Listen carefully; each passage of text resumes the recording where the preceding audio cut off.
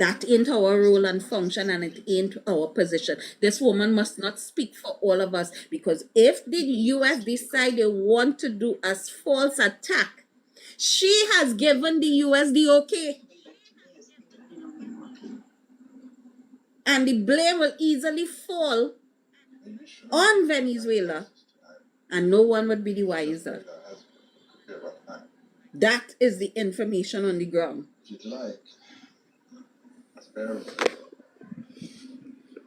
So,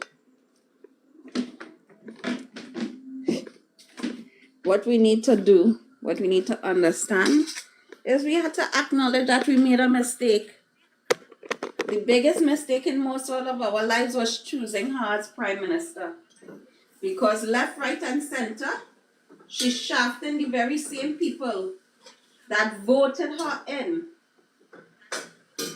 that was willing to give her another opportunity to run this country, hopeful that she would have done a good job about it. But you start bad. So you go tell me you go see the red flags now in your face and wait until they get all the way in, past the honeymoon, to come and go and look for what? Beg for who? Why? Why are we doing it? It is the worst. Like, this woman came back worse than she was the first time. And many of you all who would have voted her in the first time voted her out. So don't come to tell me you're against UNC. No, I am for good government and good governance. And when that fails, I go to the next opportunity available. The next best thing. So we all in the same boat, and we had to let it rock.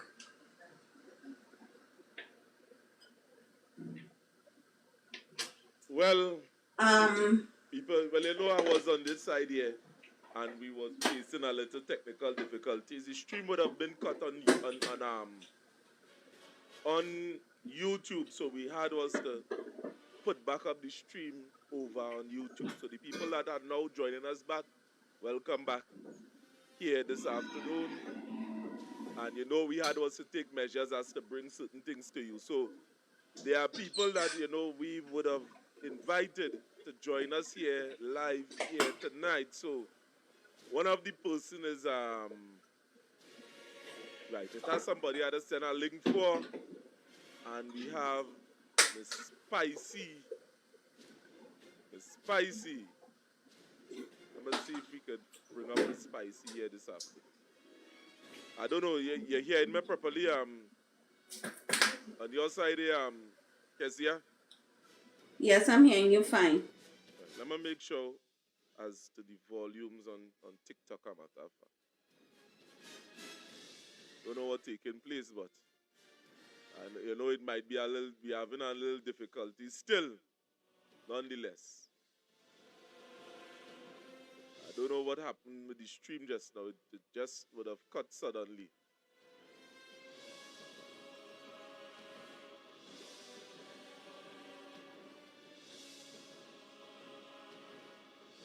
Yeah, but go ahead, Miss Kezia. Go ahead. We still have a little issue here behind.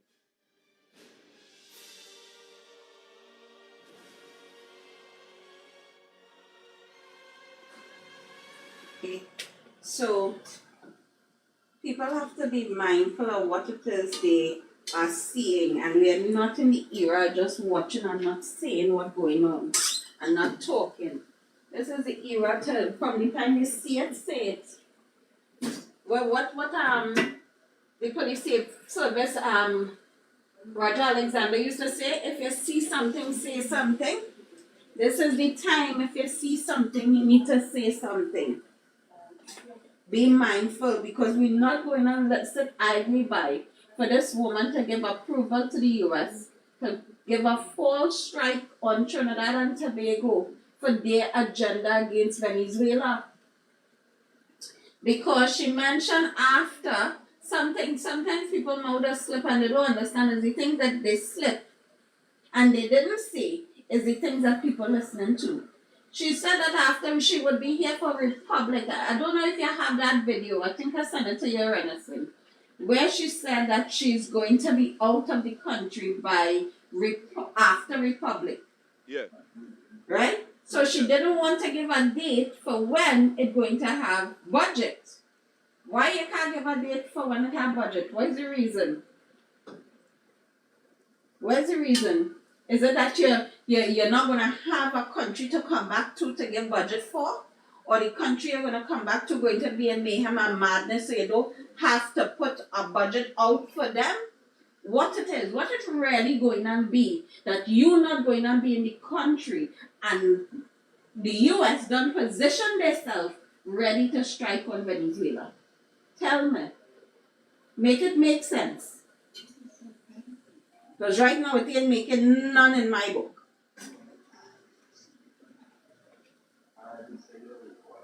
And I may sound like a blabbering fool to plenty.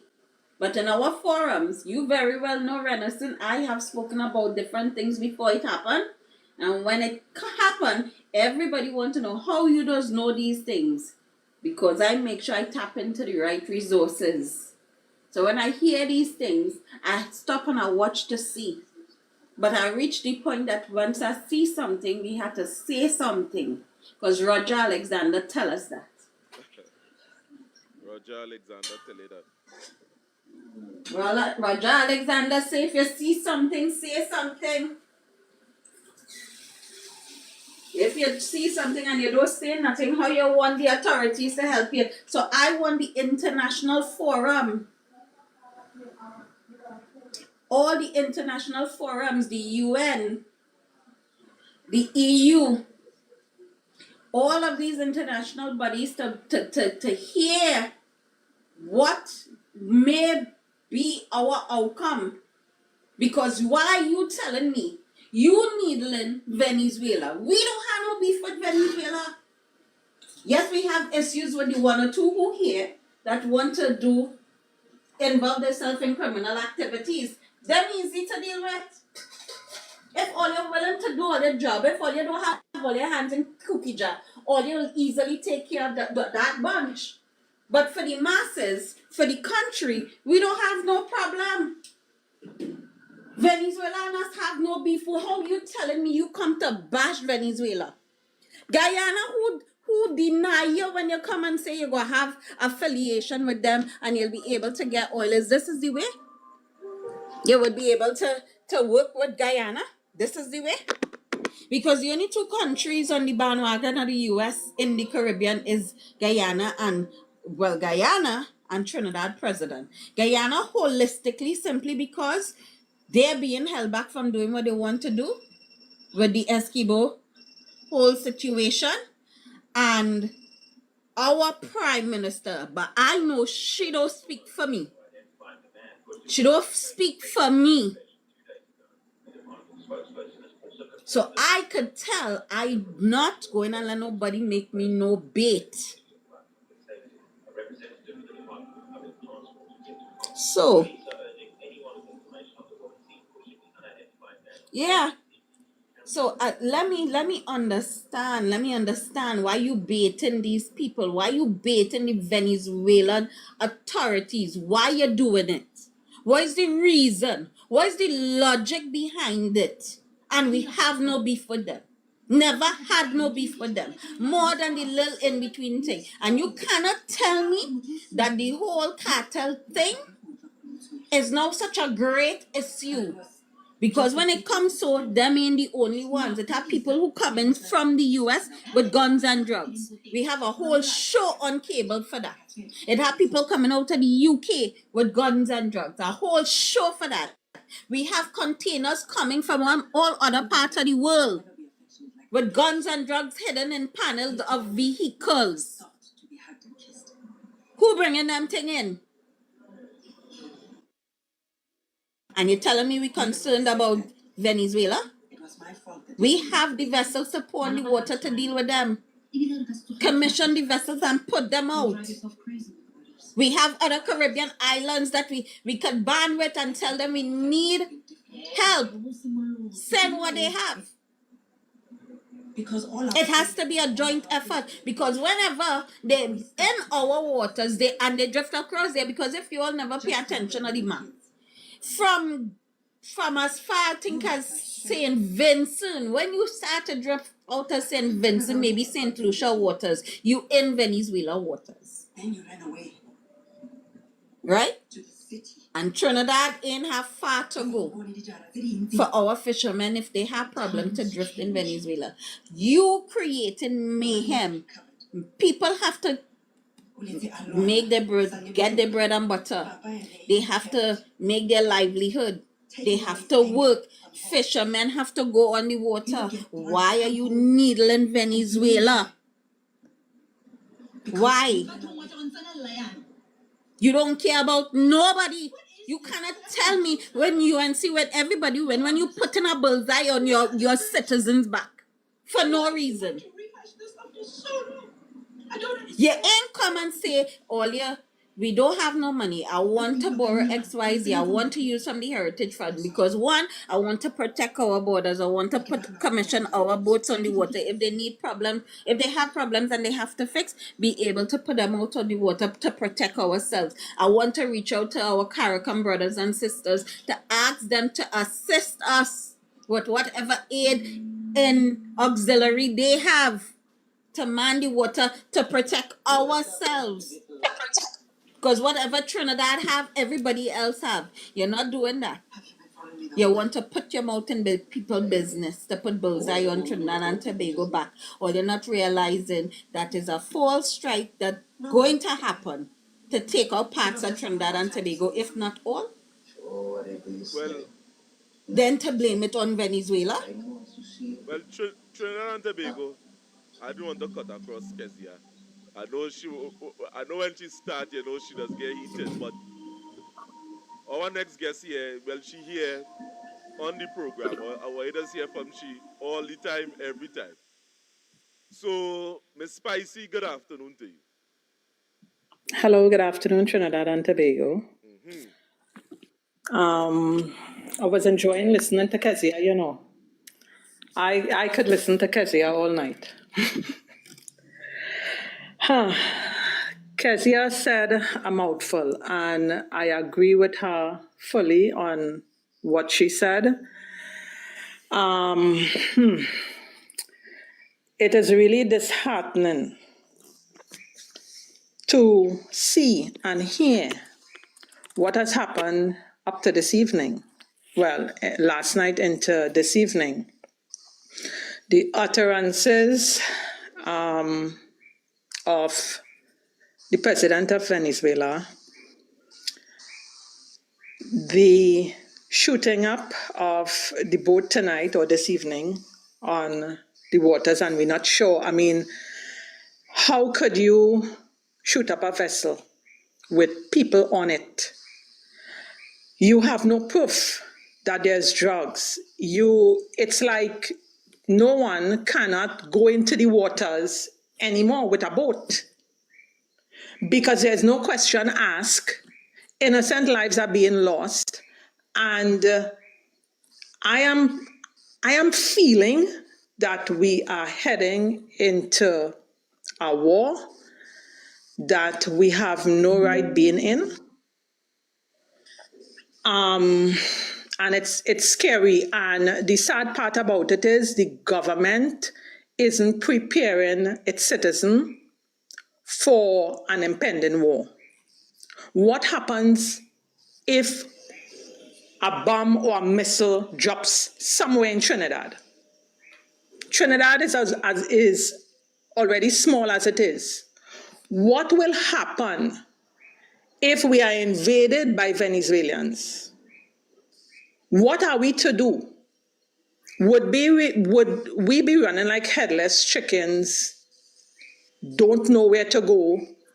That's if we remain with heads. And that's another kettle of fish. That is another kettle of fish that we are dealing with. What are we to do? We are sitting here like ducks, waiting. I made a video saying that the government moving like Kobo. You're waiting for rain to fall to build a nest. What are we to do as citizens right now? Buy groceries? Where would we go? Is there anywhere, where is ODPM in all of this? What are we to do as citizens? And the fanatics keep saying, well, what you're hearing is not that, and what you're seeing is not what you're seeing. And I can't understand that mentality. And I am thinking that more than 3/4 of the Trinidadians living in a bubble. And we believe that God is a Trini and nothing wouldn't happen to us. This is serious. And somebody needs to hold the Prime Minister accountable for her utterances. Even the ministers. This place is, right now, it's in chaos. So many people are jobless. I shudder to think how people make it out. We had a little feedback there, so Oh, you hearing me better now? Yeah, we hear you better. Yeah. I shudder to think how people are making out these days without a job, who have children to feed. You think she's here? You think Children she's to go to school. First, to begin with, you dismiss people from jobs that they were doing to give them hampers. They were working for their change, you know. But you dismiss them to give them hampers for free. And the hampers, so you're telling me the hampers is not for everyone. Just now. No, but we. Ellie, EI. Just now. Go ahead, Miss. Go ahead, Casey, and yeah, the thing about it is you dismiss people to give them hampers and handouts when they were working for their money to do what it is they had to do. Tell me how your head not shaking. Tell me how your brain good. But these are come up with the best plan to dismiss people and then get them hampers on taxpayers' dollars, and we have so much to do with money. But these are the same people she called criminals, ghosts, that you want to give hampers to. And this whole hamper situation is, well, you have to go get an interview, and if they see it, give you a hamper. So if you're looking like a PNM, I don't know what PNM looks like in their eyes, probably black. But if you don't look a certain way, you wouldn't get the grant. I reach a point where I mean, what has happened in this country is that the government has divided its people. And when you divide up people, you control them. And that's what they want to do. And the sad thing is, the people are not watching. That is, the poor people they aiming to keep down and suffering. We don't have a middle class no more, you know. We have poor, dirt poor, and filthy rich. So once they control the poor and the dirt poor, they're good to go because that is the masses. That is the population right there. Well, hold that thought right there. We have EI here who wanted to say something from since inception. EI, what is your contribution here today?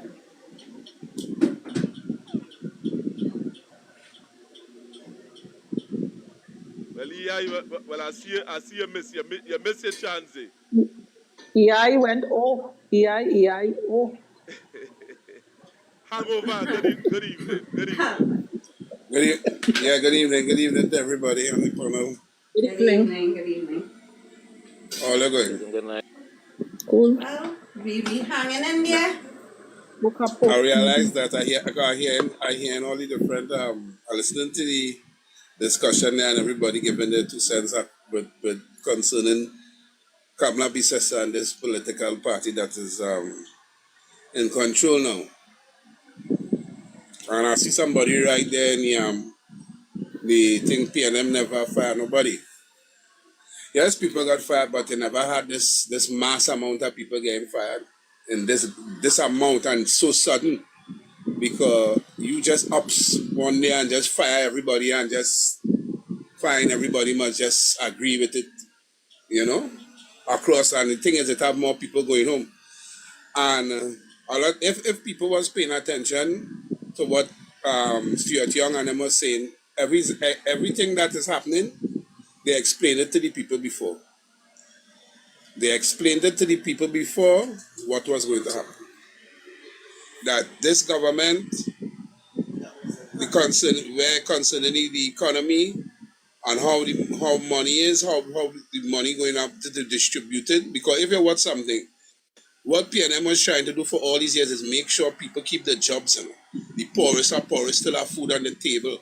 Because even through COVID and all these sort of things, everybody was still getting, people who get $6,000 grant, $4,500 grant, people who get who stay home and was getting paid. People don't check these things. It didn't have no production going on. Understand? So when you listen to these UNC people try to explain and try to make defenses of what this government is doing presently, we knew this. We knew this. Everybody who with a working brain knew this. This is what was going to happen because these people cannot handle this. As I say, man, used to say, we make it look easy so anybody feel they could run this country. So true, so true. And I recently a lot of things have just come to the forefront, and I would have seen that clip that you're talking about there, where Patrick Manning would have said, "We just make it easy. We just make it look easy. We just be victim of our own success. We just be victim of And our then own after now, success." yeah, and then after now, we have never been adversaries with Venezuela in all the years we have been. And this is the same thing Maduro and all saying. Maduro want to know he's saying this woman's a mad man. Because what going on? We and Trinidad, we never had no bacchanal. All of a sudden, you come on the middle of this thing and you want to play your game, we go all listen to that gun talk. Just so out of the blue, like if me and you was enemy and we had bacchanal before, we never, Trinidad and Venezuela never had no problem. Even through COVID, when we was helping Venezuela with food and all kind of thing, when they come here and they was purchasing food. Because they didn't have no food, they didn't have no toiletries and all this other thing. And this is because of the American sanction. The American sanction. I just try to understand people logic, How it is America could shut down a country resources, the food, the everything, and expect the people them to survive. And then after want to come and tell the people now how to do, what to do, when to do it, take the oil when they feel like it, and then after accusing them of narco state. Accusing them of narco state, and everybody is, imagine this.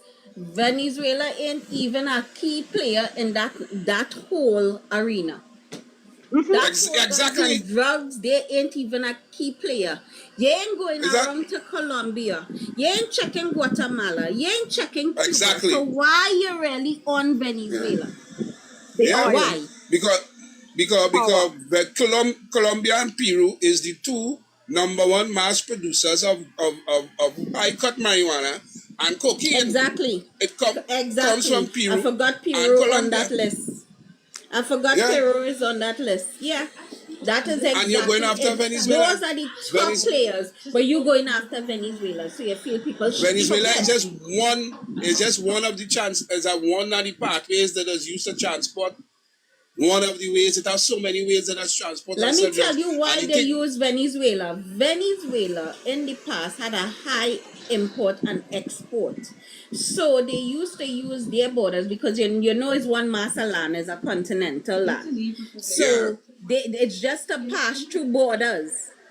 Right? So they will load it on the trucks and stuff, get it into the containers to ship out to the different parts of the world that they would send it. Yeah? Not that it come from there, and they very well know that they are the key players. So what you telling me you want to blow out of the water a retailer and the wholesaler still have the opportunity to continue operating. Then you full of crap. Exactly. If you want people to buy into that nonsense. You see, You see, Exactly. you were bothering me with this whole situation here today. Now, somebody would have sent a clip to me with the bombing at this boat. You see, and that make me real. This was the bombing. I mean, there's the pirogue here. It's on the screen here, so many of you could see. That was the pirogue that they say that carrying drugs. It had 4 people on board. Now the image is very blurry. It's real blurry. And just like that, the Americans and them, look at it, look. The boat wasn't moving. It just there. The What engines was what off. What you went what pay? people not paying attention to with this American government is that this American government is not like the normal American governments of past. This is a fascist regime. Trump and them don't care about international law. They don't care about human rights. They don't care about none of these things. They will just do what they ask they want to do in the field. Just like exactly what they're supporting going on in Israel right now with the Palestinian people. We could be watching genocide happen right here on this side of the world. Yeah, but This And is nobody will be exactly able to stop them that because is they don't care. genocide. That Is is what's genocide. happening. And guess what? They're going and rope us into that. Because we are going to be the scapegoat for Yeah. them to get the allies they want to wage war on Venezuela for them to get control of the people oil. Our prime minister has already given them the okay. So she jumping on a plane and going out of the country because how you telling me you don't know when you going and issue the budget? exactly. Right. It's because you're not expecting to come back to nothing or very little. Yeah. Or not And one thing I want to mention to the people, I want all to go and read up on the SOFA agreement between America and Trinidad and Tobago, and watch the different compartments of that SOFA agreement, where they keep on referring to and they're talking about what the Prime Minister Patrick what Dr. Rowley signed. The first time the SOFA Act was in 2007. UNC signed over the SOFA Act in 2013, and the PLM came and signed it over in 2023 with some amendments made. And let me tell you something, the SOFA have nothing to do with no war coming from we borders. It have to do with protection, it have to do with human rights thing, like if we have hurricane and all them sort of thing, when they could send people to come and help we and all them kind of thing. If we come under attack from anybody, they use Venezuela as a reference due to the fact of the close proximity between us and Venezuela. They use Venezuela as an example, but it wasn't meant for us to start no war from here to attack no Venezuela. There's no stipulations in the law. And on top of it too, Trump himself broke away from the agreement when he stopped the training system. Remember the agreement the other day where they cut where our soldiers were supposed to get training and all them sort of thing? Yes. The other day, Trump did had a agreement where you see Trump because there was cutting from the USA aid thing, the USA aid initiative what they have in America. They cut all funding from USA aid to all countries, and under the USA aid, all of that was part of the deal where our soldiers was go to America to get different training and everything. Trump cut that, and that is all that is part of the SOFA. So you automatically off the top the Trump already breached the agreement. So we don't really have no hold to them to do anything like that. And on top of all this gun talk from Kamla, because from the get-go, Kamla gave them gun talk, you know. Yeah, but Kamla gave them a gun talk from the get-go, you know. Yeah, but he's saying what Kamala has But to blow back up this both out the gun talk. sea. The woman started doing this without any aggravation from Venezuela. Yes. But what Kamala has to Without back any up. aggravation from Venezuela, she started on the people. Yeah, but She started what she had to on back up Venezuela that? What she had without to it. back up that? What she had to back up this gun talk that she have? Is it that this load of But this is what I'm massive saying. gun, you understand? She feel there's a massive Exactly. people fighting thing with her. The They army, forget. the size And right of now, the Kamla army. can hardly stand up straight. they're size, forgetting the size of the the US army. don't have the power Yes, yes, that it yes. had before. So they're backing on the US because when And they that is exactly the problem. they're backing on the US They saying, do not have it. because the US, all we need is one bomb, one missile, one. I could remember some years ago, probably about 7 years ago, not too sure. There was an explosion in the Sandy Grande area where I think some dynamite, I don't know, but it was kept hush hush. Some dynamite I exploded. remember that situation. I remember that. They were going to mining, illegal mining, and I'm not too sure what Yep, the and they said it thing was was. in the quarries that it was Right, happening. good. And that, I think it was somewhere up, going up on the Toko Road, Matura, somewhere up on that side. And miles away, I was in my office, doors closed. This is not no joke. This is dynamite, right? This is not a bomb. This is not a missile. This is dynamite. Miles away, I was in my office, and when I mean miles, miles in the next village. And I literally felt a wave pass through the office. The curtain hit the ceiling and stayed in the ceiling. The pressure from that dynamite, whatever explosion, the pressure from it, the hair on my head, on my body stood straight. And this is from dynamite. People don't know what they're calling on this country. Yeah, They have no especially clue. UNC, Anna. Yes, the fanatics, they have no clue. And they're saying, look Yeah, at they're this. USA will help us, don't yeah. worry. Once that I gonna talk. Yes, all we need is one. All we need is one or something to fall. One. You don't need much. Trinidad is a dot. One Why? hypertronic missile in the middle of at least assassinize it for Trinidad. You understand? You see, at the end of the day, we're playing games in Trinidad and Tobago, playing smart with foolishness. And the fanatics Exactly. and them that we are seeing in this country is saying one of two things. Lead the government. I mean, when PNM was in power, Well, Renison, I wonder if they're willing to die. That is what I want to know. Are they willing to die? Just now, Kezia, that is the second thing that is saying. They're making two distinctive comments. You understand? When the PNM was in power, oil wasn't there, oil wasn't saying nothing for that whole 9.5 years. And the next thing, the government now get elected. Let me give them a That's chance. a favorite line. Your favorite lines.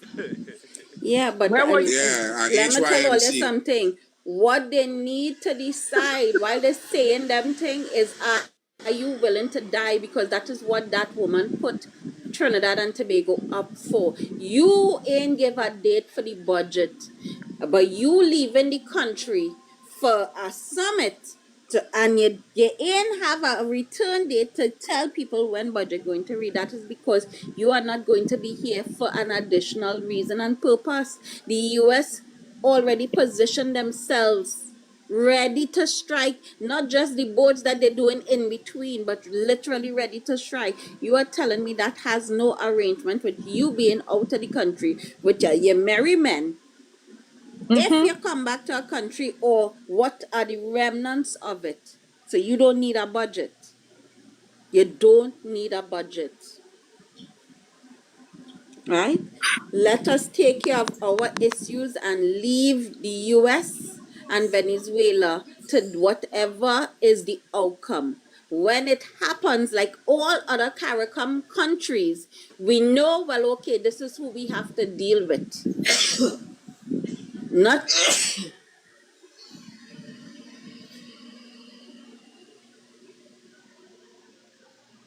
We should have been having talks, making peace as and one body. nobody could convince me, because that is what is in the underground. That is what is in the underground. Kezia, And what Kezia, people in realize. Kezia, you just went offline a little bit there, so part of the conversation. We haven't heard what you would have said.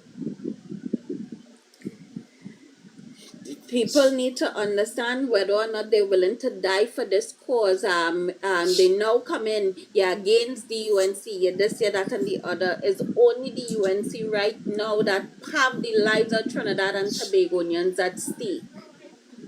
She ain't going to be here. She said after Republic, she's here for Republic Day, and she's gone. No date set for reading her budget because you're not here. Why wouldn't you be here?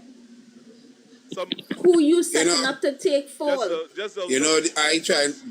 Watch me. There's a real stupid people outside here. You understand? Somebody say in the comment section. Like one I'm watching on it. Yeah, they say, I mean, time for war. Peace, nothing. Time to fight fire with fire. And that had to be one of the most... No, the dotage bad. Yeah, the dotage bad. Yeah, the dotage bad. The dotage bad. Because let me tell you something. What were they not understanding, right? Plenty goods that come to this country comes through boat, on ships. Don't come on plane. And it passes through Venezuela waters to come here. Yeah, but 90% of all goods just come through boat, yeah? 90%. Yeah. And ships. And has come in the Gulf of Paria and at our major ports of entry.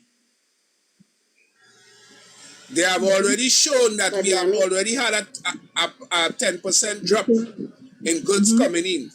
The fishermen afraid to go out on the sea. So what do you feel going to happen? What is going to happen? Just as how and together with these Trump tariffs on them. Yeah. They're stifling us. We would get with good reason. With good reason. I see somebody saying I'm probably a SEA woman. I ain't a SEA woman, but the associations that I have, the word on the ground is that is what is brewing. And if it is, they want to wait for the outcome. Suffer it to be so. But Trump already pulled a whole portion of the American army from the Middle East and bring them across. He's building up bigger settings to go directly. It's a regime change. They're going to try in Venezuela. People feel it's a kick thing going on here. We understand that. They don't know bluff we thing. We understand that already. Yeah. That part we know. Once he gets... So they're more laughing, Gib and fire. No, well, people go say anything in it because at the end of the day, we know that there are fanatics on both sides of the fence. There are people that, and I was making a point with Douglas politics, there are certain people, anything Arnold Roberts say, there are certain supporters that come from the UNC can't believe every single thing in it. There are many fanatics outside here in this country. You know? They're like MAGA. They're like them MAGA. But let Arnold Roberts leave the party and go somewhere else and talk the crappy talking. You would see how they will come down on him like blue fly on a dead carcass. Exactly. Yeah. Because he's supposed to be in jail. Yes. Arnold Roberts supposed to be making a jail. Loyalty, yeah? They love blind loyalty. We have to put country first. Forget the politics. The people don't want that. It's politics and party. You're against UNC. You ain't studying our economy. You ain't studying the citizens. They imagine you take jobs away from even your own people. You know how many UNC supporters were you in CPAP, URP? You know how many people voted UNC in, and you took bread and butter away from them? It's not what the citizens, it's not what the people want. It's what is right. It's what is fair, a matter of fact. You see, it's not UNC that win the election. The people rise up and they say they didn't want the PNA. And the only real alternative that it had outside of these three parties, these parties and them, was the UNC. The UNC get a blind. But within the first 100 years, they would have, not 100 days, they would have shown their color. No, Where 100 days? Boy, Their colors was always showing. Leopard don't change the spot, you know, it always, does only fade when they're getting older. But when you get close always. to them, you're seeing the spots. So, hey, boy, they ain't even have a clue the The kind of thing writing, this woman doing. Warrior the rights. wall before the Warrior election. spicy all ya. All ya. What's that? yeah, brother. What's that? Now I want all to go and do, I want to go and read something for me. Go up and check out the Chris Wiley, who was the man who was running Cambridge Analytica and Cambridge Analytica, Analytical. and what had happened with the case concerning him. Yeah, Analytica, yeah. And watch the case, what went on with him in Australia and England. Watch the information that he released about what UNC was doing and what the type of campaign that they was doing and how they was targeting young African people, how they was targeting young African people not to vote, and the whole propaganda and it was a number of payouts and promises. misinformation campaign. And misinformation campaign. It was a whole scientific and psychological approach that they took. Well, before we jump into that section, let me play, because somebody begging me on this side here. They say play the video with Arnold Roberts, the man that people believe in. The whole of the UNC can believe in them. I hear some noise and feedback, something on some people's side here. I hear in a whole program. This is Arnold Roberts. Yeah. Mute your mic.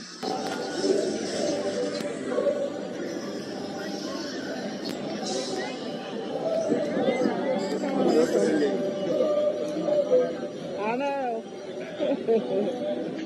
I know. I know. Yo. Here's what I know.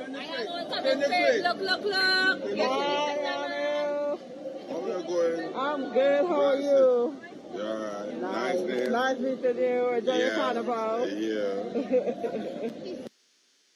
Now, you see that drunkard? And you know what fretted me about this whole situation? The UNC camp, most of them that listen to that Douglas politics program, listening to a drunkard that have no integrity in Trinidad and Tobago. None whatsoever. No, And well, UNC is a drunkard party, you know, so Some of them have no. UNC is a drunkard party, you know. If you go down in Pinal area, they beside, you go short to meet Munilal, Rudy Munilal and Rudy Indar sing drunk by a bar, you know. Well, if you say so, I don't take your word for it, but imagine that this is the man that people listening to. There is what people listening to. No. My God. At the end of the day. And you see they put Rudy. Yeah, go ahead and over. And you see they put Rudy in there sing on the industrial court, and you know why? Well, oh gosh, I mean, if you look at it, it is a bias. That is to settle certain cases, and this thing. Not only that, it's plain of masterful. Is that the EMPD case coming up? The MPD case coming up with the bid rigging case. You have all these litigation that coming from all these people who get fired here. But remember, they learned from the last time when they was there because they did the same thing. And they were sued. And the government had to pay millions and hundreds of thousands of dollars in litigation, you know, for firing people. just now, Sampat, if you had the testicular fortitude, you come on the live and you say that at least they're begging and not buying. At least they're buying and not begging. That was Sampat saying. But Alan Roberts has no integrity at all. Nobody shouldn't be listening to that man. That man thief, that man underneath the Supposed to be auspices, locked up. millions of dollars. The country loss was hemorrhaging in that life sporting. And all of a sudden you just come back and end up in the parliament. Yeah. What are you teaching children in this country? What going on here? And Yeah, Kamla save his life. And watch me. Kamla save his political life. And some of the people, watch me, have the testicular fortitude and have the belly, the gall to come and say, hey, or you hear what I'm saying? But nobody don't want to hear he's a total clown. A total clown. Yeah, because let me tell you, you first of all, Kamla went and remember it had she called for a forensic audit. She called for a forensic audit and she sabotaged her own forensic audit. She went in parliament and read it and the judge threw it out immediately because she put Anna Roberts and Creed, remember Creed and all two was involved in the thing? Put two of them name into disrepute, yeah, and the judge throw out the forensic audit case. Throw it out. And still, at this point in time, throw out the matter. And Kamla is a senior counsel. And how sad it is to act insulting. Yeah, Kamla is a senior counsel. Just some days ago, just some weeks ago, a matter of fact, the judge would have made a ruling holding the board accountable for what would have taken place for that $34 million. Yeah. So you tell me, why is this man still in parliament? Yeah. If that had happened under the PNM ministry, what would have been called if he had right to? So true. So true. Understand? And the thing is, So it this went is so a far. typical example We of see the above the law. And at this point, they are the law. We see this man in our room. And at this point, they are the law. They're not just above the law, but they are the law. Yeah. We see this man was in our room, rolling a big roll on with some woman. We see the man and saying, and they come and imagine, we see with my own eyes and they tell me that is not he. He said that is not he. Understand? Yeah. That is not me. And we know it's only he with our head and our mouth. This continued state of emergency, and the state of emergency that we are in, it is going to continue to keep us quiet, so not go out there and march, and we can't, our hands are tied, because what is happening here is overbearing. It is overbearing. It is like a pressure cooker. And I feel they are going to retaliate. The younger people, because we could take it, we are adults, we could take so much. We could take. But them, there's only so much they can. Hangover, load on your mic. Load on your mic. We're getting too much noise. Hangover. Oh, right. Ooh. Go ahead, Spicy. Yeah, it's only so much that the younger generation could take. And it's scary. What are the repercussions? Because they are only waiting I'm not sure when the state of emergency, the extension of it, but they are going to extend it. Just after this one finished, they will extend it, and that is what they are waiting on. Extend it and have us on a lockdown, and probably call, if crap happens in Venezuela, they will call, beside a state of emergency, they might call jump out of my head, where you cannot come out your house, they restrict your hours. A lockdown. A lockdown, they will call a lockdown. That's a lockdown. So and if they call a lockdown, trust and believe, the next step is to allow the US to do what they want to do. Correct. Correct. Hangover would have made a statement just now there, and he would have talked about the room. Room 201. Room 201. Let me play this room 201 thing. Experience. Okay, come. All the words. I'm not talking to you, man. Come in.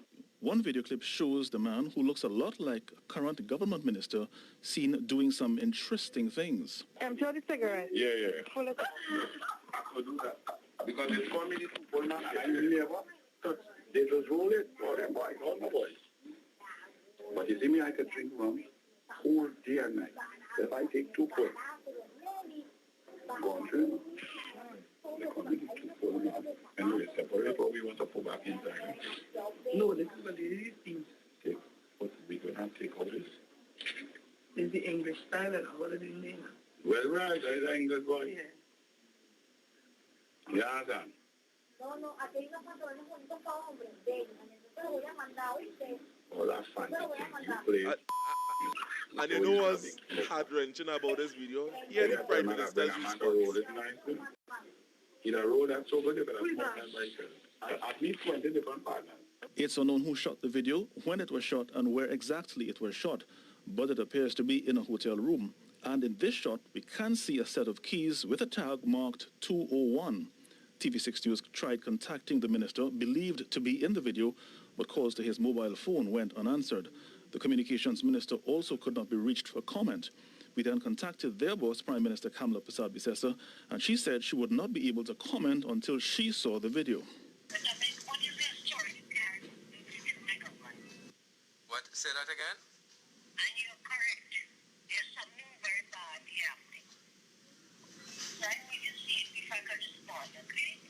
Yes, okay. I'm sure you appreciate that. Yes, of course, yeah. Do you recall what I told you is on the video? Please tell me again. Do you recall what did I say was on the video? Would you kindly respond again and tell me? Oh, you don't. Well, I told you 4 times. You don't remember? What can I talk to the Senate? Will you kindly send it to me? Yes, I will, Madam Prime Minister, certainly. I'll do that in the morning. Now, this story takes us to tonight's People Meter. So, We ask, do you think the Prime Minister will fire another cabinet minister?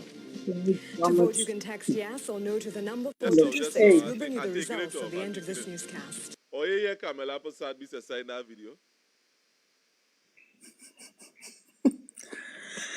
I give up, yes. I threw my towel into the ring. The man, I give up. Who say who dead?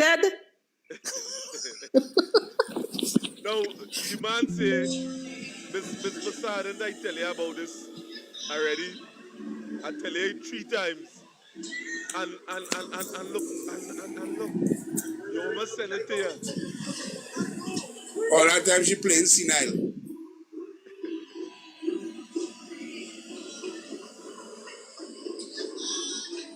Yes, so Hang over your background noise.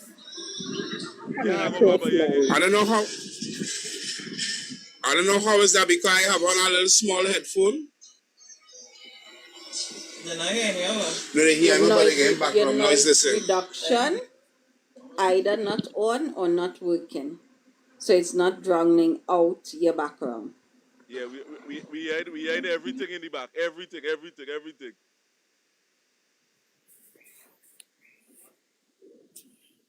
Right, so. But they're still getting it? Yeah, we still getting it. Yeah, they're still getting it, so I don't know if it's nobody fan. No. It's we hearing all these songs in the back now. The literal program. We have one song right now, is that the fan?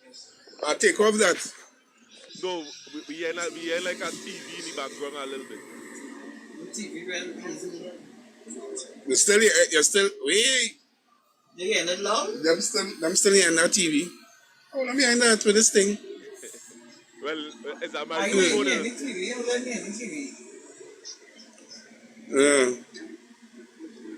So You still hearing it? Yeah, we had, if I pin drop a free we can hear it because we any advice and all on your side too. I can tell you we hearing sirens taking place on your side. Eh? Sirens going off, all kind of thing. There's some police around there. It's real though now. Yeah. So, Dennis, contractors, good evening to you, my brother. Like the headphones, I said like the headphones. Yeah, so maybe we charging. No, it's picking up everything. Sensitive. Yeah, picking up the TV and everything. Yeah, we heard everything. You're still here? Yes, we heard everything. Everything. Yeah, but it's lower than it was before. Before it was really, really loud. It was taking over the audio. Yeah. Because it's not awful.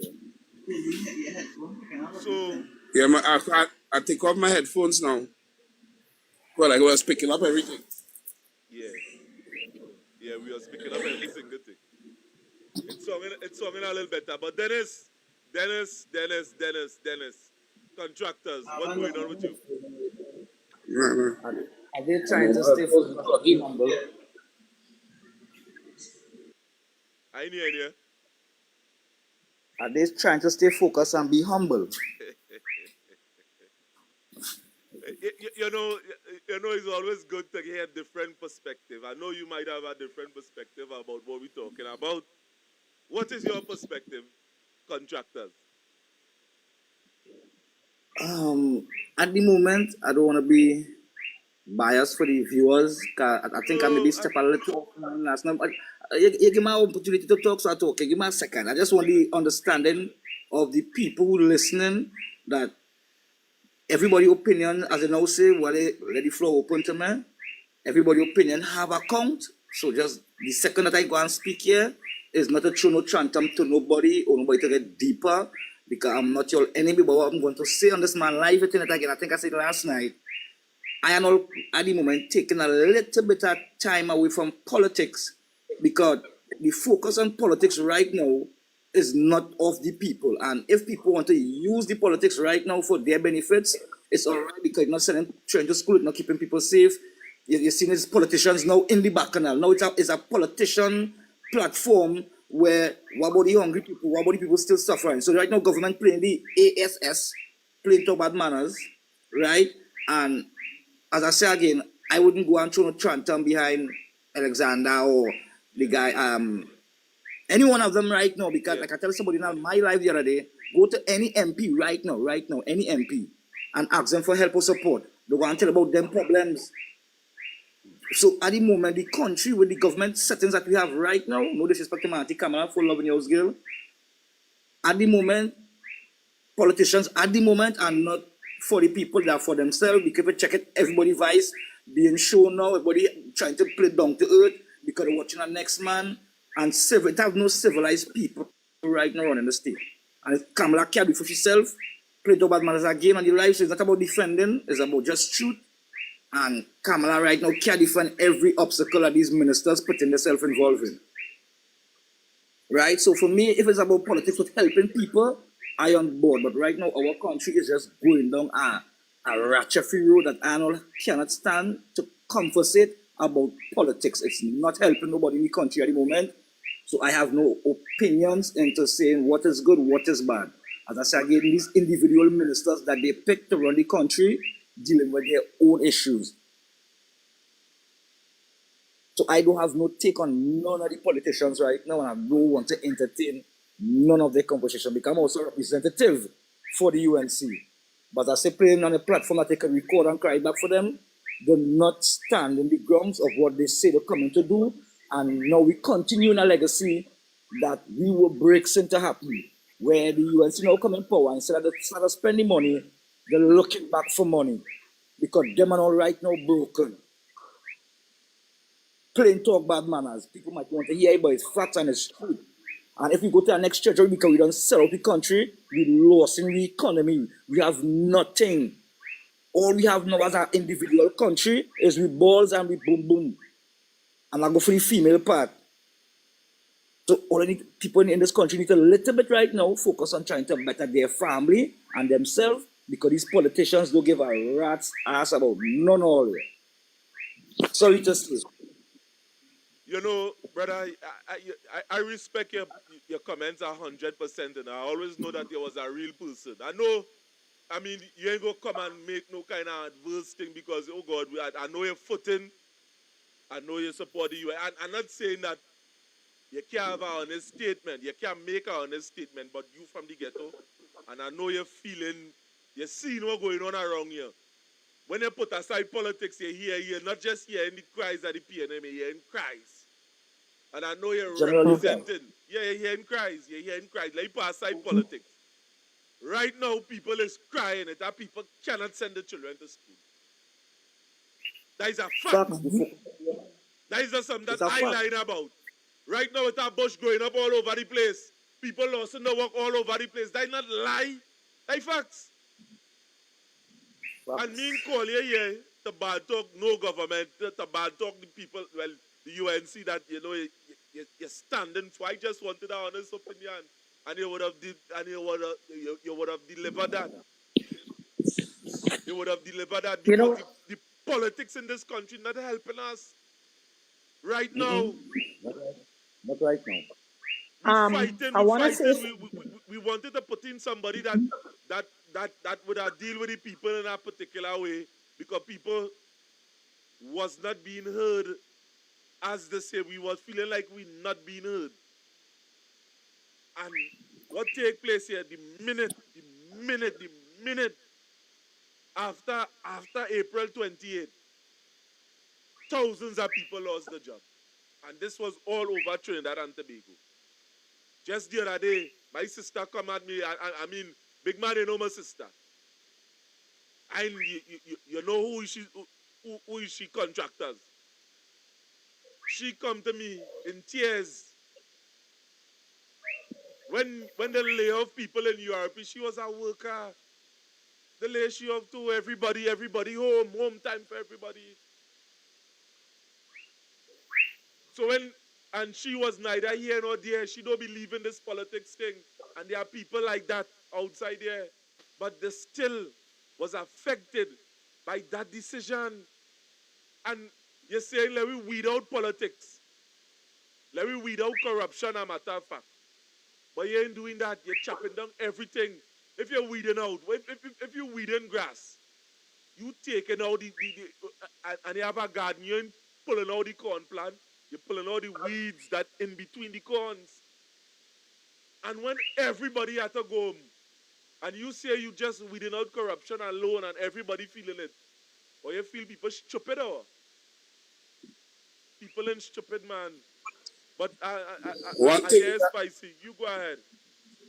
Dino, I respect what Dino said. I could understand what he's saying and how he's feeling because people misunderstand me a lot on my platform.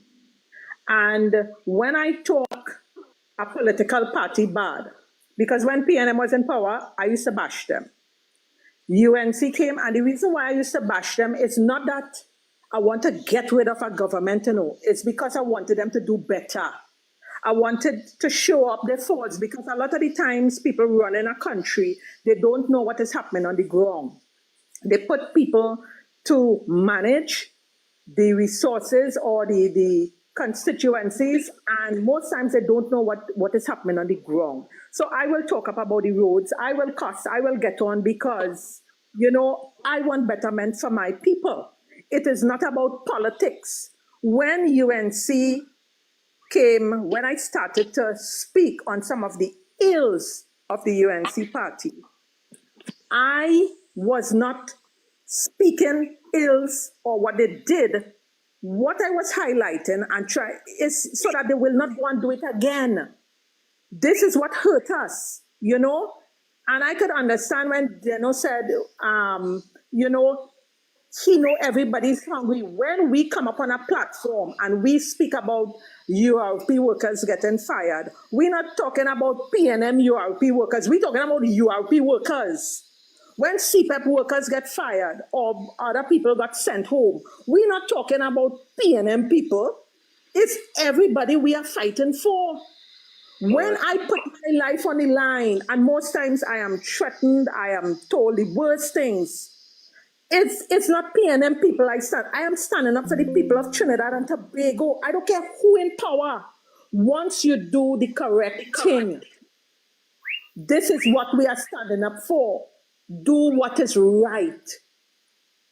I am not fighting for a job. I am not fighting for anything. I want to see everybody eat. I want to see a happier Trinidad and Tobago. Correct. Not for some, for all. Because we all, at the end of the day, we live in a cosmopolitan country where every creed and race, Indian, Negro, Chinese, everybody, you come together, you laugh, we eat, we cook. When you go by a river, it's everybody. People don't even know you. Hey, hold up, plate of food, or they want food, or they want something to drink. Hold that. This, and nobody watches race. But we are being divided by race and skin color, which not supposed to happen. It doesn't matter to me who run this country. Just do the right thing. Do what is right. Don't throw people under the bus. Because what affects the neighbor, if I turn my back on the neighbor, what will happen to their children eventually if their children go on the wrong side of the law? You feel they will spare me? It's me that come in and rob too. So I have to make sure they are doing well. But this whole thing about politics and race and who for who, at the end of the day, we all have rights. And we have to respect each other, right? If Dino feel to go and politic for UNC, that's his right. That is what he believes. If I believe I could go and politic for PNM or go and politic for another political party, that's my right. But at the end of the day, what is happening, we cannot have rights. Because we are wrong. At the end of the day, they're not saying the number as a 6 and I am seeing it as a 9. But it doesn't make us wrong, because I have to go on his side and see, hey, but wait now, it's really a 6. And he have to come on my side and say, it's really a 9. And we have to agree to disagree. Nobody can come in and fight. It's not a fight, because at the end of the day, something happened. Venezuela drop a bomb or whatever. You feel, you running to see, well, wait now, he's an Indian, I ain't going to help him now. Or die a Negro fella now. Everybody running to help everybody. You all remember COVID? How we all came out there and help each other. If somebody didn't have food, somebody didn't have whatever, you take and you give. If you get too much, you give this one. This is what we have. We have to bring back Trinidad and Tobago. This division is not working for us. And then I respect what you said. I understand what you're saying. This ain't about politics. This is about people hurting, people not eating, children not going to school. The crime is it's unbearable. We have become the criminals because we bug up for our homes. If a fire happens, you have to look for a key where the key is to get out, and it's a mess. Criminals out there running free, and we inside a jail that we make for ourselves, which is not supposed to be happening. People getting robbed at a wedding. People getting robbed liming. They rent a beach house again, rob on the beach, liming. This is craziness. And it has to stop. Trinidadians, we have to come together. If we don't come together, we are going to fall divided. Correct. All man jack for themselves. And that should be the case at all, We should come together in truth.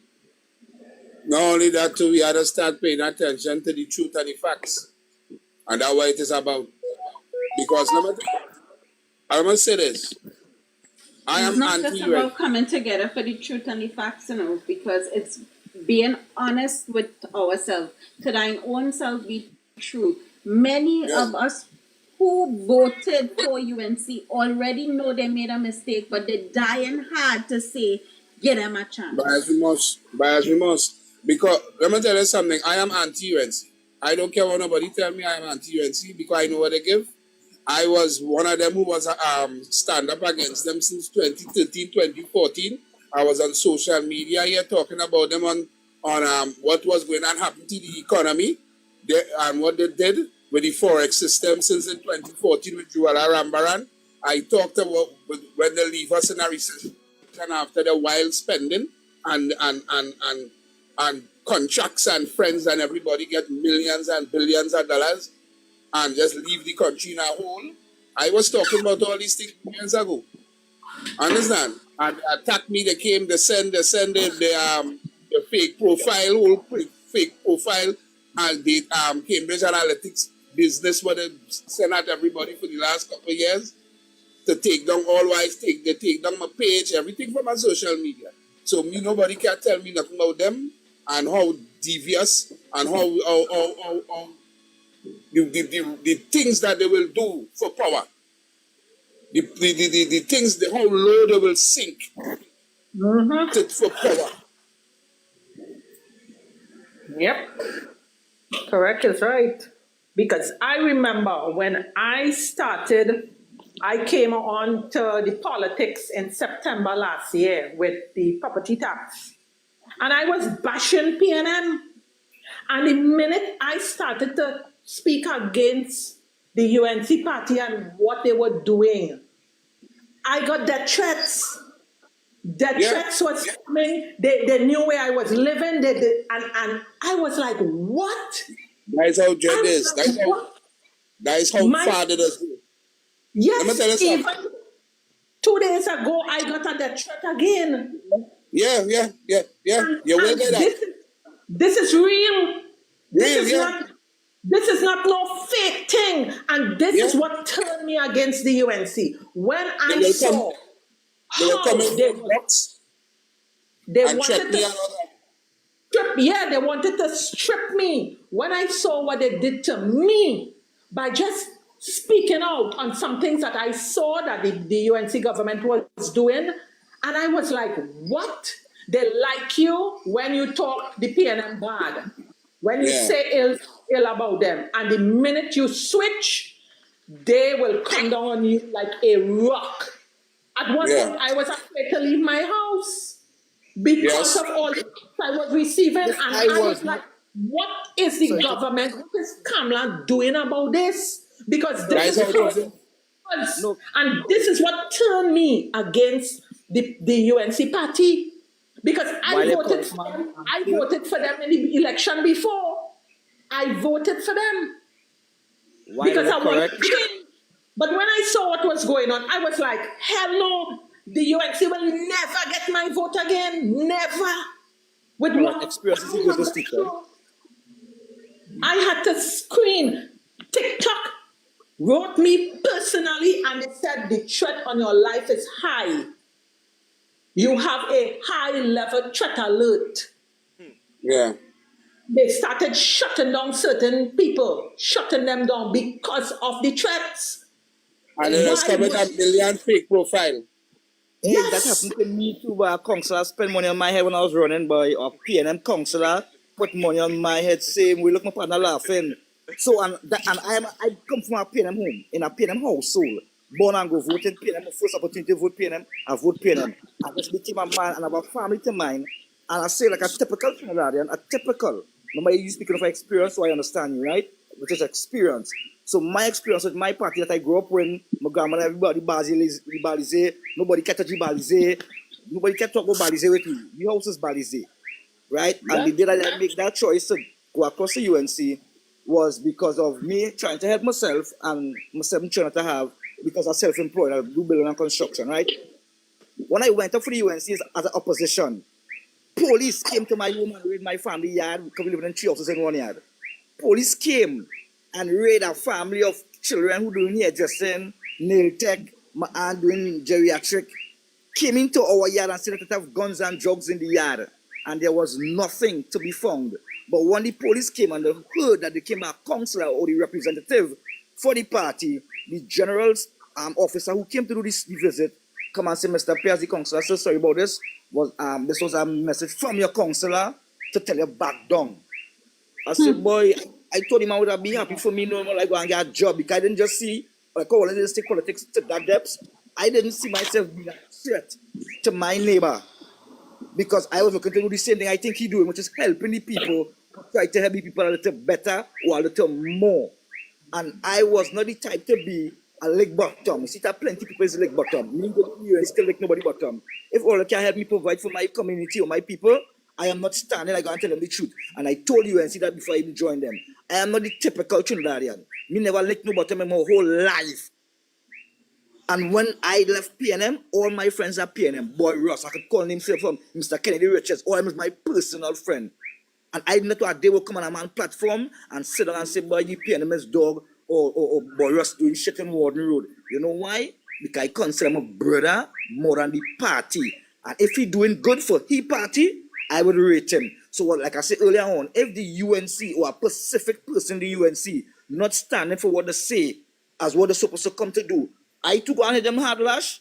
You feel like I'm pet them? So your experience is your greatest teacher, but still, if you didn't say that, I would not told all you that the PNM, or you never hear my platform say the PNM sent people to kill me yet. All election go I never go up on that platform yet and say, hey, well, you know the PNM sent people to kill me. Why would you do that for? To encourage more younger people to follow that same trend? To feel like it's a fun or a joke? No, that means that an example, I just do the same thing and going on the same road, or having my kids going on the same road, fighting politics the wrong way. Fighting politics is to get help. If a politician doing shit, we as the people supposed to get them out. If Anne was going there and end up doing shit, all they're supposed to get me the rat ass out. Correct. So the country. Correct. And Mr. Workers' Rights, I feel tonight, once you keep anything, but I really want to make it, you know, that full 100 from me. Once you're making it, brother, I support it 100%. But as I said again, I try to really step myself away from too much of politics because the people that representing the country in between, I still gonna come for UNC next year if they give me the opportunity facts because I want to help my people and I want the funding that is there to help the people or force it out. I'm not bringing it to my family alone. Bring it to the population. Let people know what's going on inside there. The truth at least what's going on inside there, not the bubble. If I know I can't help them, I come and tell them, hey, the office out there, I can't help them in the office. And that's the same commitment I would have made. I would have said, is either I could help people or I can't help them. And correct. I take this personal approach here. What we doing here, I mean, all these activists that here, that is speaking truth to power, is putting their life on the line to just speak about things just so in this country, it's different, enough. They will kill you quick, enough. If they can kill Kevin, they're killing you quicker than quick. And Kevin then personally went out and poured no hit on nobody. It's different, and brother, I respect you 100%, boy. 101%. I respect him. He talk like a true patriot. And that is a man that come from, well, as he would have given his story, from the UNC camp. And I don't have no qualms with him. If I see him in a predicament tomorrow, I'm going to stretch out my hand and help. It's not about party for me, it's about people, it's about country. And this is the initiative that everybody's supposed to take in Trinidad, because at the top, the bouncing glass. But right now, we are feeling a particular hurt in this country that I don't believe that people can get over anytime soon. It wasn't Petrotrin that are closed down, like plenty of them that jump up and say in my comment. But in the closed down Petrotrin, the people in CPEP was the most vulnerable. The most vulnerable. Yeah. CPEP, URP, all these forestry division is the. Yeah, what has happened? Plenty of these people, women, plenty of their single mothers who working. Some of them working 2 jobs. Because when Kamla make this statement about the nation of grass cutters, what she had to make sure, what was the mistake she made was supposed to say, people in this country does work for minimum wage. A lot of people does work for minimum wage. Across the board from it, you're talking about the private sector to the public sector, a lot of people does work for minimum wage. And when at the end of the month, say sometimes you have a rent about a $3,000 rent, By the time you spend $2,000 on food, if you had children to send to school, if you had things to do, your bills surpassing your salary. So a lot of people do one or two jobs. They do a little CPEP, they do a little thing in the morning, and they go and do the next day job in the evening. And when you watch a lot of people who pay in the little susu, who pay in the little bank loan, who are paying for the little car, who doing the little thing, and you just pull that rug from underneath them without any, out of the blue just so, without any warning, and you leave people in them problems. Just as I was saying before, look at how much this is the first time you see so much of parents, children and go to school the first week of school, and they give themselves an extra weekend. They gave themselves an extra weekend to open the school. Because the school was supposed to open the week before, they gave themselves an extra week. And a lot of parents still, look at my son sit there, see, and you know much parents in the school, the Friday before school open, the Monday school open, now coming for book list. Now coming to buy certain things, have no books, some of them training going to school and nothing. Because so many, they may know how much people are affected across the board. There's plenty families. Plenty families. And just another thing, going back to this thing with UNC, I'm going to tell you something. Back in 2014, since them time and they was attacking people, they attacked Asha Javid. They attacked this boy Mark Bassant until Mark Bassant had to fly out when he was investigating the life sport. They attacked. They had this woman was in Kamla office, and Kamla recently put her back in her as an advisor again. This was Sasha Mohammed. Out of Kamla office, she put on the name of, she changed her name, her Indian name to a name of an African person to attack this girl who was these two journalists from on the Express, which was the Renee Gill and not Ramdas, it's Sunita Maraja, one of them. And she went and put on a African name to tell them, threaten the lives, and when they did the investigation, they found out it came directly from in Kamla office because she was Kamla direct advisor. Wow. All of them was in one clip. She, Sasha Mohammed, Rishmi, all of them was in one big clip. Because people just forget to know. People just forget. Understand? They didn't know with these people and how dangerous they are. They're very, very, and they're very thin skin. They can't take talk.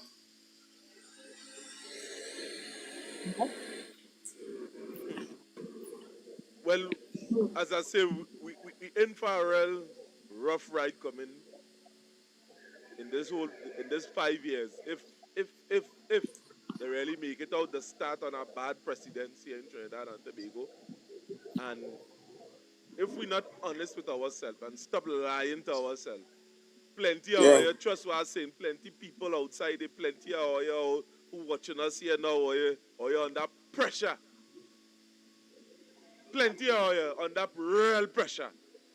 If you're in working CPEP or you have a family working CPEP, some people in working CPEP and they have families and they come in by and knocking on our door. And to hear the disgusting comment some of the time by Kamla Prasad Bissessa when she try and Khadija Amin trying to make out CPEP as a criminal organization. Yes, CPEP, URP, all of them as criminal organization. One of the ministers saying now we have 8,000 ghosts. And here when they say the 8,000 ghosts is in the East-West corridor. So they're trying to say all the PNM people is ghosts. Understand? All the PNM supporters and them who in working in these organizations is ghosts. 8,000 ghosts they're saying up to now. And the hurtful part about it, in these entities, everybody's salary does go through the bank. Everybody's salary from URP to forestry to CPEP, everybody's salary does go through the bank. All they can up to now, in all the forensic audits, all they do, all they can bring out no information to that effect. All they have to do is talk to the parliament, well in all their parliamentary privilege, and they can come out outside and talk them thing. Yeah, but even so when Kamla would have made this statement outside of the parliament, she not alluding to anything, and that is the reason why I'm disappointed in CNC3, you know, because Kamla excuse to everything now is they are ghosts in this organization, they are ghosts in that, so we shutting it down. We weeding out corruption, but you're cutting down everything, you're cutting down the country with the weeds. So the 40,000 people who get sent home is corrupted people. That's what they're trying to say. All the poorest of the poor is the most corrupted set of people. Because if all they can point out, all they can go into the and do an investigation, find out who is the ghost, point out who running these ghost organizations and get rid of them and leave the other people who working hard. Because it have many people who was working hard in this organization wasn't involved in no ghosting. True. Because it's not only the workers who cut in the grass. What about the people working in the offices, the people who was permanent workers, who was monthly paid, the monthly paid workers, the daily paid workers? All of them get sent home. And without any evidence.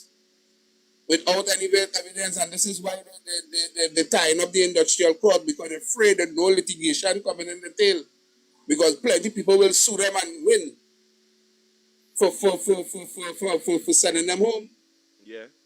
Many of the CPEP contracts, they say they was stopping the CPEP contract because the extensions was illegal.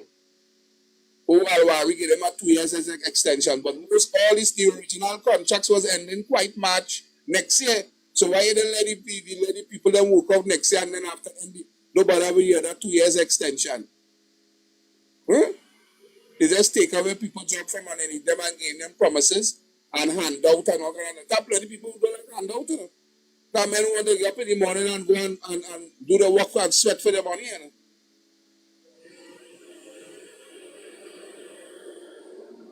Lyndon. Lyndon Mac, boy. Lyndon, you know something? I see the video that you put up today. I just let you know. I just let you know. So tomorrow, please the Lord, I will treat with that situation. Not tonight. Because people must be honest most of the time, not most of the time, all the time in what they are saying. Because thousands of people lost their job. And a response that we revamping the whole thing. We weeded out corruption in the whole thing. But I know... bring the evidence. I know when they're weeding out thing, you're taking out the weeds. So Kamla cutting down country, she cutting down everything, because she weeding out corruption. Show us the evidence. The largest cabinet, she says she's saving money, the largest cabinet in the history of Trinidad and Tobago. But yet, it's just a... A lot of people don't understand to the power Kamala have. And she twice when she come in, she had the 3/5 majority and 2/5 majority power, you know. Because last time she had 26 seats, she had 29 seats. She do not need the PNM to pass any law, change any laws, and do any amendments. She can do what she wants, you know. Because she had the 60% majority, you know.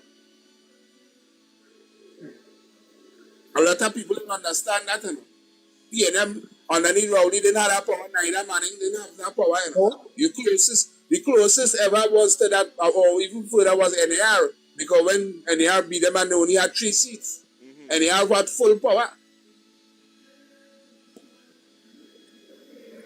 So Kamala could cheat to everything. Many, many things that the PNM could not do. Because plenty things that they needed to pass, plenty things that they needed to do for the people, they could not get to do, you know. Because they needed opposition support. Many bills, many things that passed over the years. In front of us, that we was watching it, and if people was watching the parliament station, they would have seen for themselves.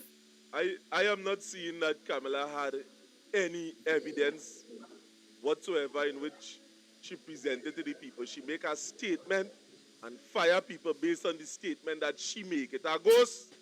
That is a statement that she make. And here we're going on. Let me restructure the whole thing. Or in other words, fire. But Lyndon Mac, come up on the live. The technician say he sent the invite to you. And I know you have something adverse based on videos that we would have placed outside the public domain. What is your say? We want to hear from your side. Well, let me say pleasant good night to everybody on this live and are listening. Can I ask you a question? Of course. Can a company that has been delisted receive financial contribution or carry on any form of business at all as a company when you have been delisted from the company's registry under Trinidad and Tobago? No. No. And It cannot. let me carry on the question.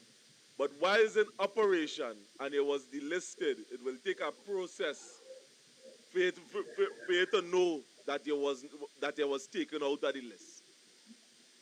And the banking account will still be up, everything will still be functioning. What's the process?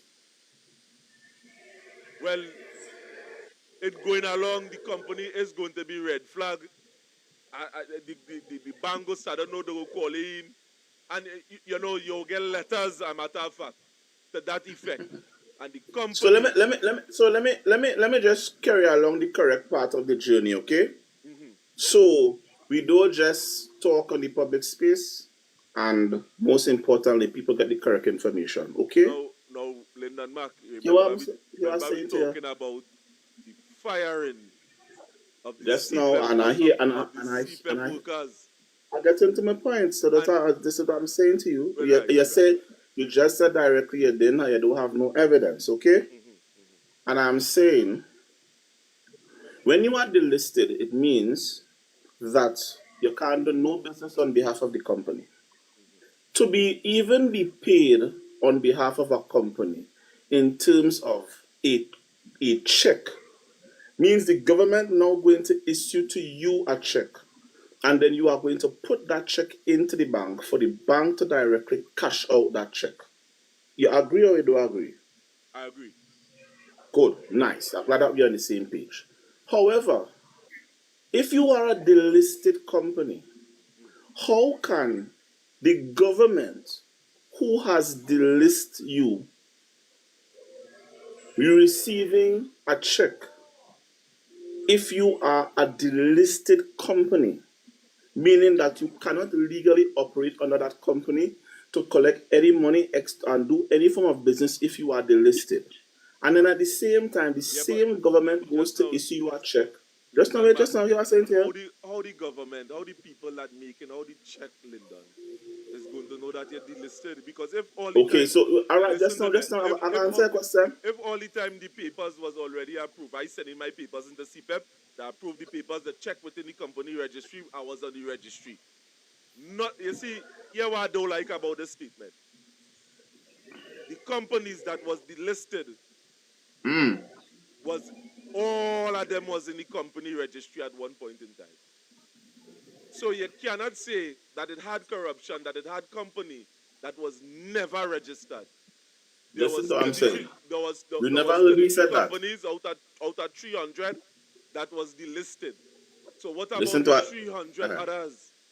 Right, so listen, hear what I'm saying to you. Yes. You've made a statement earlier on by saying there was no evidence, and I'm saying to you directly, the government came ahead and said in the avenue of parliamentary debates, there would have been companies that have been delisted receiving government monies. Now what I'm saying is this, literally. Lyndon, the only find out just now, hear me saying that. No, I way to take it in context. The only find out that after, because according to the statement, who found out? Who found out about Saddam Hussein, when he said when they would have fired them, he would have called for a listing of the company and he would have then find out.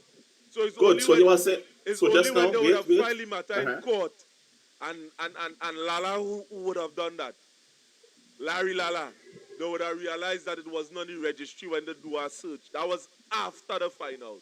So okay, so let me you cannot say that was a benchmark that they would have used to fire them within the first place. Listen to me. Let me explain to you our process, right? Every year, and let me tell you why I will not buy that what you call that statement. Every year, companies in Trinidad and Tobago are due under the company's registry to file their tax returns every year. They give you what is called an avenue of 3 months, which formulates an amnesty to get your books in order to file. So what I'm saying is, if the current administration just came into office and found out that here what happening, we now have, after we have done the due diligence and the investigation that the previous government should have been doing, and realize these 1, 2, 4 companies have been delisted, but they have been receiving government checks. What does no? I asked me a question. What does that tell you? You're being very dishonest in how you're delineating the information. How am I being this? Tell me which part I'm being dishonest about. Listen to me. When Saddam Hussein would have made the pronouncement, he would have said after he would have called for it. And I could play the video. It's on my platform. What I'm saying to you, he would have said after Barry Padarat would have said, all right, we let the lawyer go.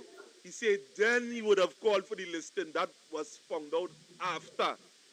Listen to me, I think you're missing. I think you're missing the salient part of what I'm saying to you. Workers' rights. Mm-hmm. It shows directly that the previous government and the administration was not conducting the level of due diligence that they would have been caring about as a government.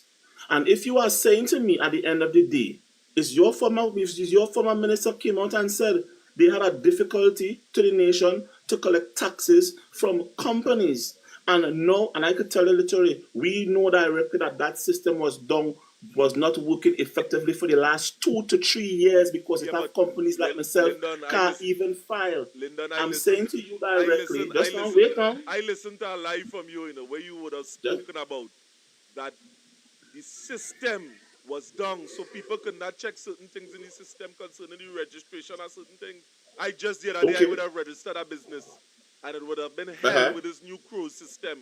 It was transitioning from this analog system to the cruise system, so the system was down. So it had no way these contractors could have really go up and really check until the system was you're not listening to what I'm saying. Listen, you would have said that from your own thing, so listen to what I'm saying. Workers' rights. Is the board that's supposed to check certain things, not the government minister. And there is where you're faulting it. So listen to me. You're playing a game of bait and switch. No. I'm not playing a game of bait and switch at all. If you hear what I'm saying, literally. Who is the government minister that is responsible for evaluating the contracts that coming into CPEP for them to hire them? It's not no government. You will never find that. We're not talking about the evaluation of the CPEP contracts. I'm saying they are saying now there are discrepancies, right? We all agree that the cross system was also part of a problem, but it wasn't part of the problem that restricts you from going and filing your annual returns. We was having a problem with the online system. I still go and file my annual returns the same way. That wasn't a problem. And I'm saying, right, when the minister came and advertised and said, hey, you know what, a number of these companies would have been delisted for so and so reasons, but they would still have been collecting government checks. It shows you, one, the banking sector not doing their due diligence to check to see the company status. 2, we live in Trinidad and Tobago. It don't take you 14 working days to check your status. Just because the Attorney General office is not 30 and 50 minutes away, right? So let me don't play that stupid game. At the end of the day, all of these government entities literally exist in Port of Spain. We have ARIMA, we have different boroughs where a man could go in and file their documentation. All I'm saying is this. If there is a discrepancy that says you have been a delisted company and you are still operating in such a way directly that the government is issuing to you a check and the government don't even recognize because they are not doing their due diligence to realize you are not a listed company, then it shows that the government has things to answer for. That's what we're saying. Where the bait and switch come from? Where the bait and switch come from? Who not doing the due diligence? It's not who minister you could fault with the fact that checking these contracts and them is the board. Is the board as CPEP. So when you are saying the government, you are playing this game of bait and switch. Yes, it's wrong that a company was delisted and they keep collecting money. And what I am saying if that is the case, then get rid of them. But what about the 300 people, the 300 legitimate contractors that was fired just Right. like that, that was cut just Okay, like that? But you're so not dealing with that. You're dealing with the 30. You're dealing with the 30 people, the 30 contractors that was delisted, right. and the government, the now government would have only find out that after. So you are seeing malicious behavior and malicious intent on behalf of Saddam Hussein and both Barry Padarat. Barry Padarat just come just so and That's sell and cut let me say this everybody. here. And then Let me say this here. Saddam Let Hussein me say this. would have jumped up and said, I would have called for a company listing. That is after Let, Barry let, Padarat let would me have done let that. me ask you a question. And it If is you dishonest. That is just now, real dishonesty. if you literally are on a ship, let me ask you a question. If you're on a ship and you realize directly that some part of your ship malfunctioning, what you prefer to do? You prefer to directly stay on the sea and try to fix the problem, or you're going to have to put that ship on land and then fix the problem before that ship goes back on ship? Now, I am an engineer by profession, a ship engineer. A ship have two engines.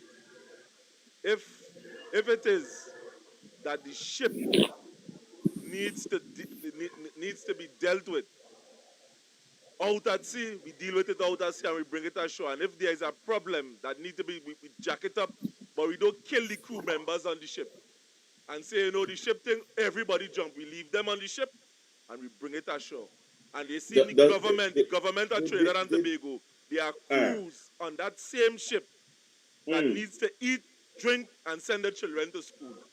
Okay. And what the government would have done and say, hey, the ship bad. We bring in the ship ashore, but we don't care about the life and the livelihood of you, the crew members. So here what's going on. Jump off the ship. That is what they do. Did they tell the persons jump off the ship, or did they say to them? Of course they do that. They didn't have the courtesy of telling them. They just throw them overboard. That is what they do. Well, it's good. They are saying, but the ship, I'm going on a certain way. Just kick them out. Let me say this to you. If that was the case, in your perspective, right? No, the government didn't have to. Because there are people that was working. No, don't do that. There are people that was working there.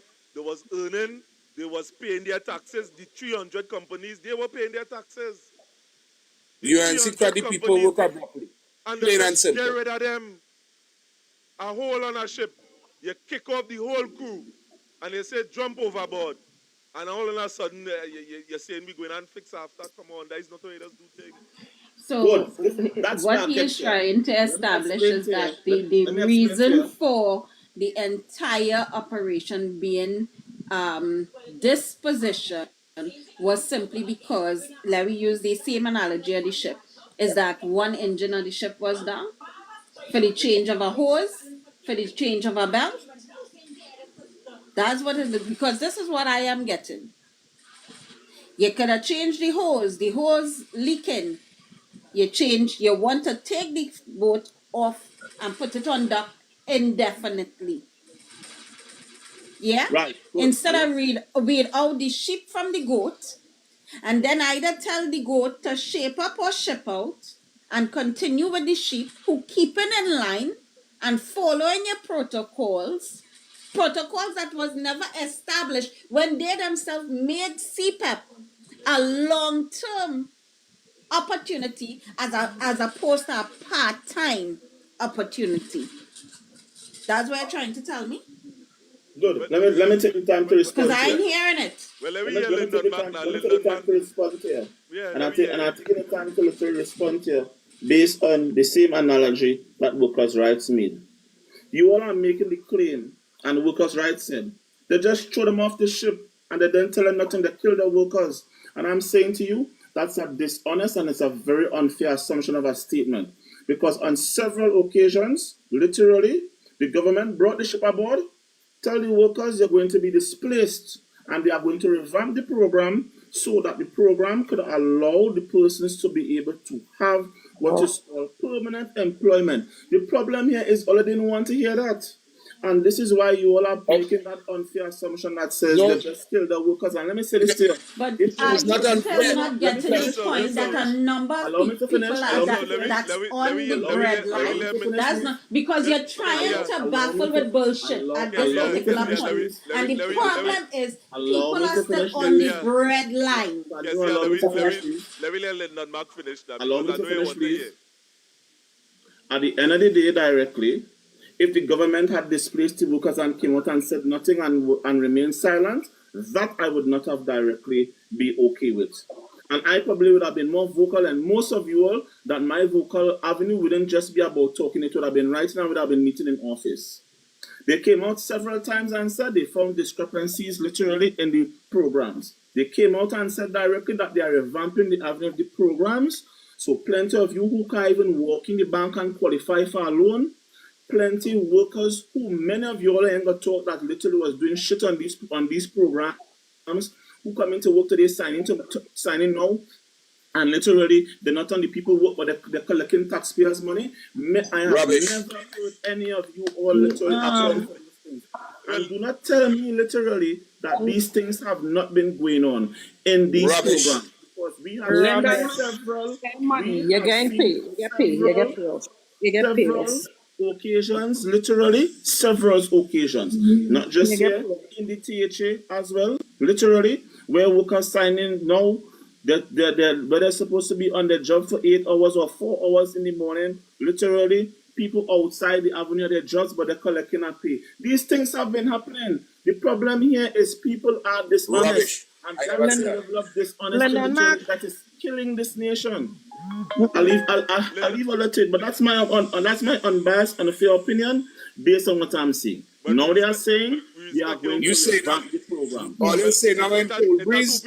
All they say now in cold breeze and they know what's going on. Just now, I'm over here. Want to say something? Let me take it in steps. I'm over. You go ahead. Huh? Yeah, you go ahead and make your point. I want to tell Mr. Lyndon, I was working CPEP. I was a foreman in CPEP. And let me tell you something. Every single day we have to send in a list of all the workers. I was in charge of 3 crews. 3 crews of 10 people each crew. 30 people I was in charge of. Good. Every single day we have to send in a list of all the workers who come out. Who ain't come out to work.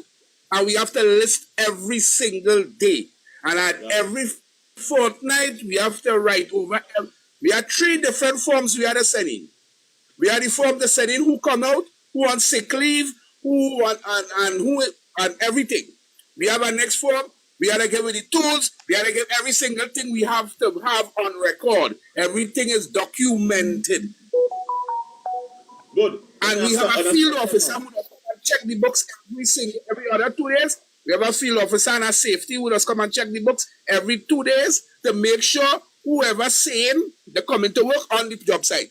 And they just ask for every guy. When they come and if they see, they do a head count because you have to have 10 workers on a crew. They do a head count, and if they get the head count 7, 8, or 9, they want to know why this worker is not here. And if over 3 days, if it have 3 days pass and the worker come to work, you are considered you left the job. If 3 days pass and you ain't come to work and you are considered, you have considered you left the job. So all this sort of thing where I hear them talking about this hiding this and hiding that, I never see that yet. And I could give you, I could bring list of crews from the all ends of Trinidad. Let me finish talk, please. Asking you a question. You made a statement and I want to ask you a question, a very honest question. Let me see if you're honest and truthful to yourself. Yeah. You could account for you. Yeah. And you could account for your bank. Let me ask you the question now. Can you account for the other probably 30 or 50 contracts more so of what they would have been doing in their operations? Yes or no? Dad, let me tell you something. I have a list. I can give you a list. I can give you a list of contractors and workers. I can give you a list of contractors and workers and bro. Yes. I know you're emotional. And the thing about the answer is yes or no. Lyndon, everybody will be able to account Yeah, for what say themselves. now? Everybody will be able to account for the self and the self alone. And Right, but what I'm so Yeah, but no, you I ain't that's finished. true. No, If I can give Lyndon. an account, just now, the brother made a statement. I ain't finished. That what you just say is an argument by ignorance. Let me tell you why.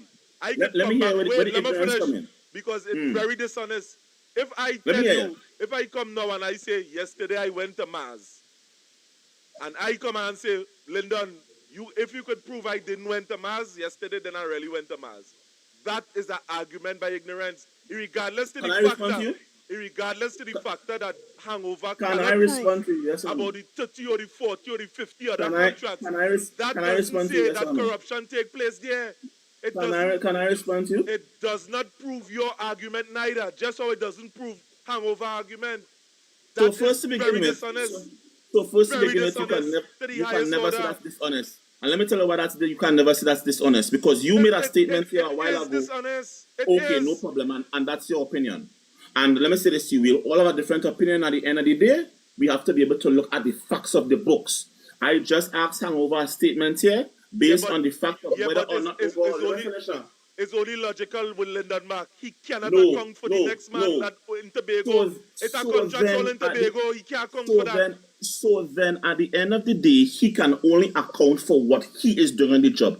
Yes. You cannot sit there and say at the end of the day that there is no fault in the program and that there are no flaws in the program. Well, right. This is the problem. This is the problem I have. Wait, brother. Because you are trying Kamla to pass it off never as come public if and say there where are he falls. no discrepancies in these programs. You cannot sit there and say that at the end of the day, this is not just about those 10,000 families. This is about 1.4 million citizens of where we are accounting for how taxpayers' money is spent. And the faster we get that through our head, well, at the end of the day, you're entitled to the opinion. But at the end of the day, literally, when the Auditor General had to sit down and edit those books and look at those books, and they are saying that there's that discrepancy here and there, you cannot say directly that the people who are sitting down to edit those programs, that there are no editings. What All right, no discrepancy? problem. What discrepancy? So then at this point in time, none of us have any evidence to go by then. Yeah, so then we shouldn't be Kamla shut down a program and never presented no evidence whatsoever. She never presented. But they never said that. Did they say that? She only talked about the 33 contractors that was struck off the books, and that was only in CPEP. She never presented no evidence. She never presented no evidence for forestry. She just closed down this program just so.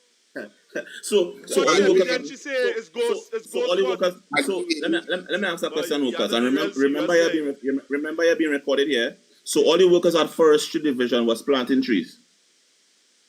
I am not saying that.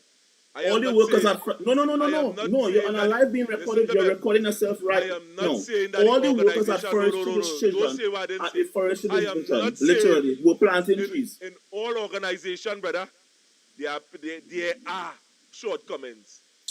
Even in the government, you know that, and this is the dishonesty that I don't. You don't lick up a whole organization for one shortcoming by. It's a corruption. Let me tell you something. Superior Corporation was found in corruption. Hoover Corporation was found in corruption. Princess Town Corporation was found in corruption. Yeah. All UNC Corporation was found in corruption. How they shut it down? How they shut it down? What nonsense you're talking about? But you all need to get something clear. And let me highlight where the discrepancy would have come from. So during the time when they had reestablished the CPEP as a permanent operation, they told them they just need to register. You could register either a business, you could register a company, or you register LLC. The majority of them registered as a business. And we all know that when you register as a business, you can, if you choose to, declare and file taxes. So if it is they did not make their stipulation abundantly clear and it was functional because they legitimately did the work they were paid for, it was not illegitimate. It was legitimate work paid for, accounted for. What you did with your money and how you managed it was on you. Now that you're saying you're doing an internal audit of the organization and you're doing your checks and balances and you're finding discrepancies, how you're telling me the discrepancies ain't easy to find when some of them came to you as businesses, some came to you as corporations, a LLC, and some came to you as a sole trader, what you call it, right? Ms. So have you ever done a forensic audit before? let me hold on the forensic audit because you're All missing right, the whole okay. mark at this point in time and you only No, want to talk and you I'm alone want to be heard. So you need to just back 5 minutes I'm listening to because the point is, the let me point point. remain that the minority that seemed was to be the problem, the majority was functioning according to the order. Why was the masses displaced? Why was the masses the one facing the brunt of it? And then you're coming to give handouts and hampers to the same people that was doing a vital job in not just their communities, but the environments at large, because not UNC, not PNM, none of them charge companies with the jobs that they're supposed to be charged with under corporate responsibility for the communities that they operate within. And I can highlight to you one big point when you're coming down by the lighthouse there and you look across the water, solid waste have a new dump they're making in Sealots. And the dump yard ain't too far away. So let me tell you something, when you want to baffle with bullshit, let your facts be factual and let your arrow shoot straight. Because that what you're trying to do there, that smoke screen you're trying to put up, ain't making no logical sense to me. Because the point remains, people were displaced. The point remains, if you want to do a cleanup, you can't do a cleanup. It's the same cleanup with Petrotrin they had a problem with. So how come you want to come and do the same thing? How come you want to do the same thing and worse? How you want to do the same thing and worse? Let me respond to your question. That is what I want you to answer. How you want to do the same thing and worse when the masses was operating according to standards? I'm going to answer your question now. I'm going to answer your question now. Answer that question and not give me what you want. No. I'm responding to your question. Number one, if you don't understand what a forensic audit is, then you're never going to get it. Trying to explain this logically to many people who don't even understand, who would only care about the avenue of their work and not taking the time to understand what now has to be done in these programs, it's not going to make sense to many of you all. Let me say this to you. Hold on. Just back a little bit because you hold on a minute. Because you know what you're trying to do? You want to make it believe that it's ignorant fools you're dealing with. You're backing up the wrong tree. You're backing up the wrong tree. Because I can tell you, I know what a forensic audit is. And if they do a forensic audit on their own businesses, plenty of them have to shut down. I don't have the time to be emotional rants. You ask me a question, I'm going to answer the question. I didn't ask you nothing. Okay? I asked you nothing. You choosing to tell me what you want. You literally just said. You literally just said here. You said directly. The person you're talking to is a forensic auditor. Listen. Let me say this to you. Right? Forensic auditing and accounting, literally, is different from just being an accountant. Okay? Don't try to make nobody feel the stupid and don't Listen. Choose your words wisely or revisit your direction. Because right. Listen to me carefully. And let me say this to you one time, right? Trinidad's standards of what we practice here is not best international practice and standards. Okay? Redison, get this man or no? Redison, get this man or no? No, but I tried to explain to him because he tried to come at us by trying to insult you. But I am telling Lindenberg that is a forensic or that is what he's doing. That is what he's aiming to do. Can I finish now? With the assumption that he alone is learning in this group, in this platform at this time. No, but go He ahead, alone. Go ahead, Linda. Go ahead. Good. Go ahead. Let me say this to you. Number one, any forensic auditor who is taking the time to, number one, find and understand why money is leaking in a jar that is supposed to be gathering $100 and you can't account for 5 here and you can't account for 2 there. Any forensic auditor who is telling me directly that you can't understand how it is directly we cannot account for money, don't qualify to consider yourself a forensic accountant. Okay? Forensic auditing is the auditing of understanding where your money is going and what's the possibility of why these money are missing. And if they are saying that they are... We're doing this according to international standards or Trinidad standards, because you don't say Trinidad standards is substantive. So tell me, which standards we going according to? You finish? Tell me which standards we going according to. Good. Right. So, as I'm saying, if we are talking the avenue of forensic auditing and now trying to account for taxpayers' money, that's going to mean at the end of the day, you cannot run an operation and then still try to find out where the operation bleeding from. If you don't know you're running $100 but $50 missing, and you're still trying to run an operation of 100.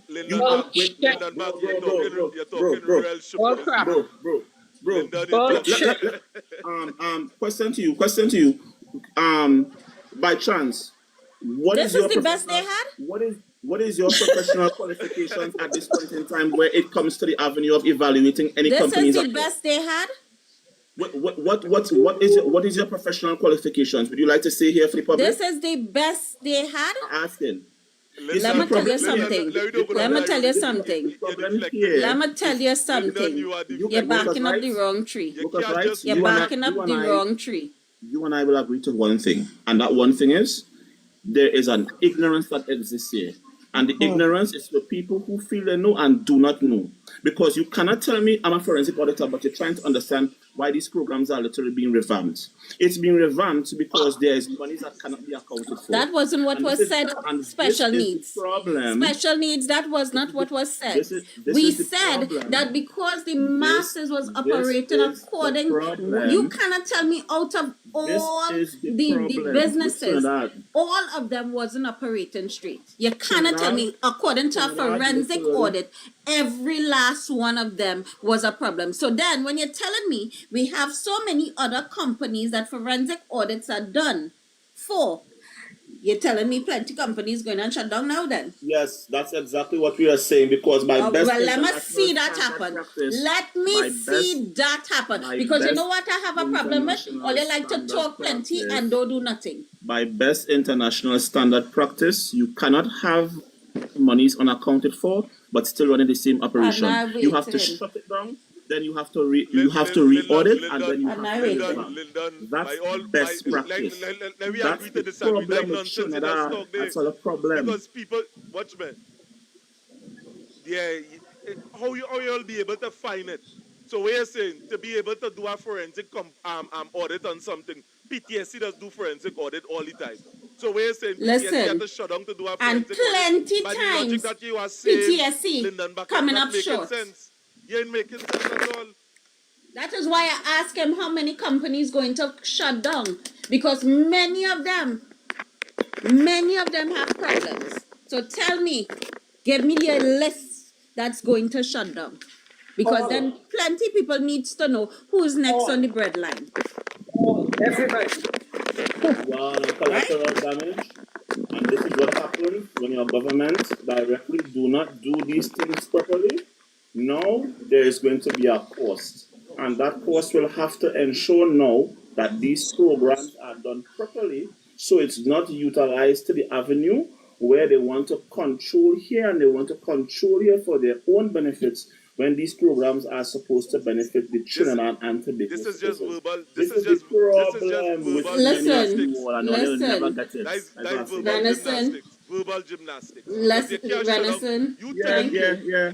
You can say that as much as you want to say that. Entity. You have to shut down an entity to do an audit on it. But the hand shoved so far up his backside, he don't know what he's saying. Let me ask a question. It's the same government that told all they wasn't going to shut down Petrotrin? Hey, you're changing the talk. It's the same government that told all they wasn't going to shut down Petrotrin? No, don't mix apples with grapes. Don't mix apples with grapes. The present UNC regime would have It's shut the down same CPEP. government They would that have you shut all down said to URP, you all, and they would have shut down we Forestry. are not The closing same Petrotrin. government did not because want to do a Petrotrin forensic indicate to audit you on all- Petrotrin, was for it to close down on their watch, so that they would have shown that Petrotrin was bleeding, that they were bleeding Petrotrin for the years that they were in. That is what was the problem. They didn't want to issue a forensic audit during their tenure. And the two international audits are there? The two international audits never recommended a shutdown. Only two? So Only it's, two? It's two. How much forensic audits are done? Would you like to name the companies? Please tell us. It is only two, and none of them recommended. We had no, hold on. Say that again, love. Hey, hold on. Say, they didn't do what? They didn't what? I said there was only two companies that did an And international they didn't do audit what? on Petrotrin. And they didn't do That's what? what I said. And they did not do what? And it never recommended for them to shut Thank Petrotrin you. down. That's So what how I you said. want to tell me that So what? CPEP and URP could not have been attended to without shutting them down? Tell me it's not political. Tell me it's not political. Tell me your own words you just say. You just said it. It was not recommended. So unlike many of you, You just said the audits done by the international auditors did not recommend Petrotrin to close down. So how are you telling me? So which means Petrotrin could have been fixed from the inside out.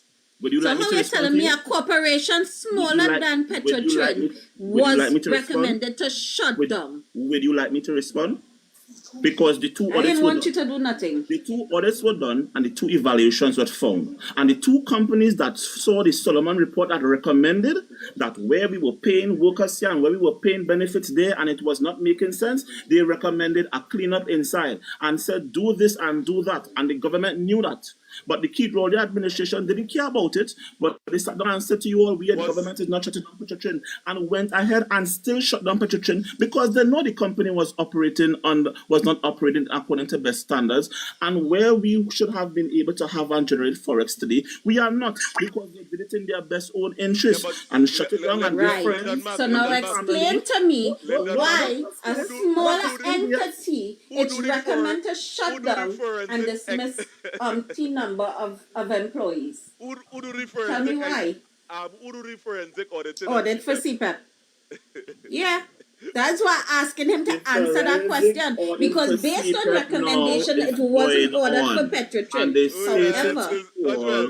However, CPEP was brought down. They stated to you all that the government was going to directly permanently shut these programs down so that a full audit would have been done. What they would have found temporarily means that new investigations have to be going on. Yeah, but you all Lyndon, do not want to. Lyndon, Don't but Lyndon. Go but Lyndon. You're playing Because smart with every foolishness. time. You would have just said, Lyndon, that you cannot do an audit. Why is that company running? And you, and by your own words, you get hanged. But that's what I'm telling you, so I am even listening to him no more. I am not listening to him no more because he's not making logical sense. Workers' rights. Listen to me carefully. If I am able to let me say this to you. Workers. Let me say this to you. He's doing something called spinning. Let me say this. The terminology of spinning is what he's doing. So allow him to spin now. Allow him to spin. I can explain this in 2 minutes. Allow him to spin. I can explain this in 2 minutes. Allow him to spin. Right, nice.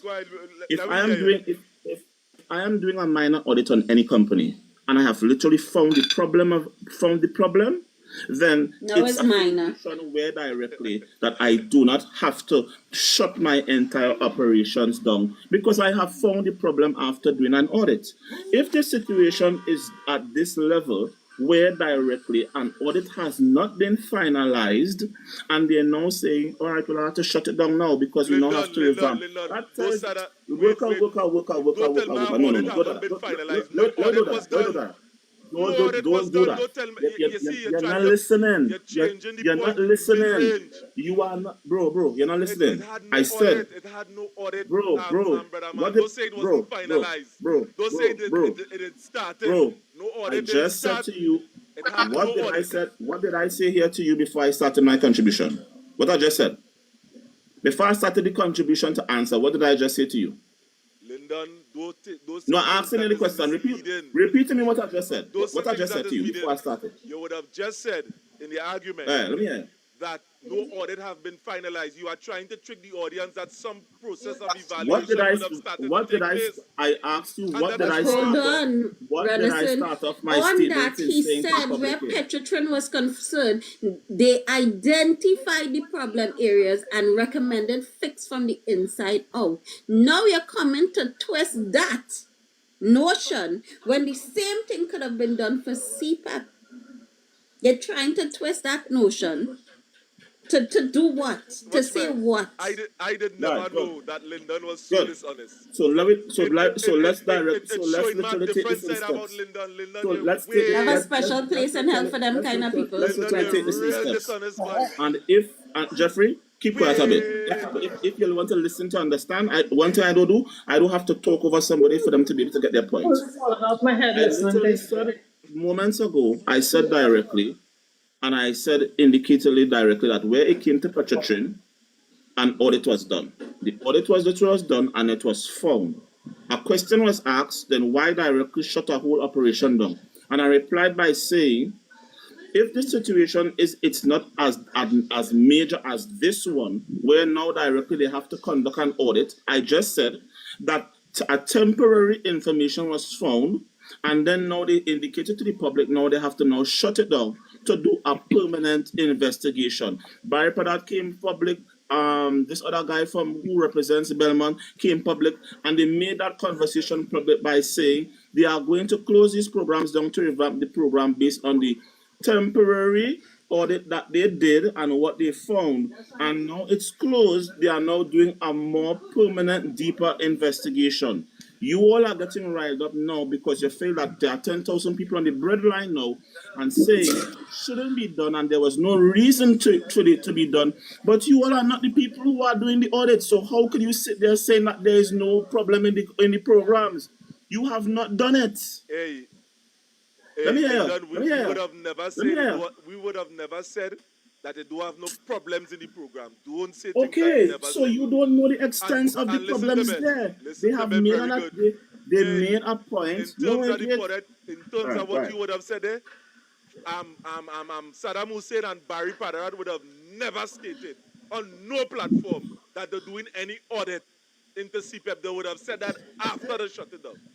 Don't give me that bullshit here on this program. Let me ask a question. So are you admitting? Are you admitting? Wait. You just said here on a platform that the government killed off their workers. You just said the government killed off their workers and didn't say anything. I said that the government brought the ship abroad and came to the public and said to the public what they are doing and what their plans to do. You and I had a different conclusion. And I'm saying to you again, the government stated directly that they are going to have an audit done. Hence the reason why. Lyndon, let me be real. You are in this political arena a long time, you know.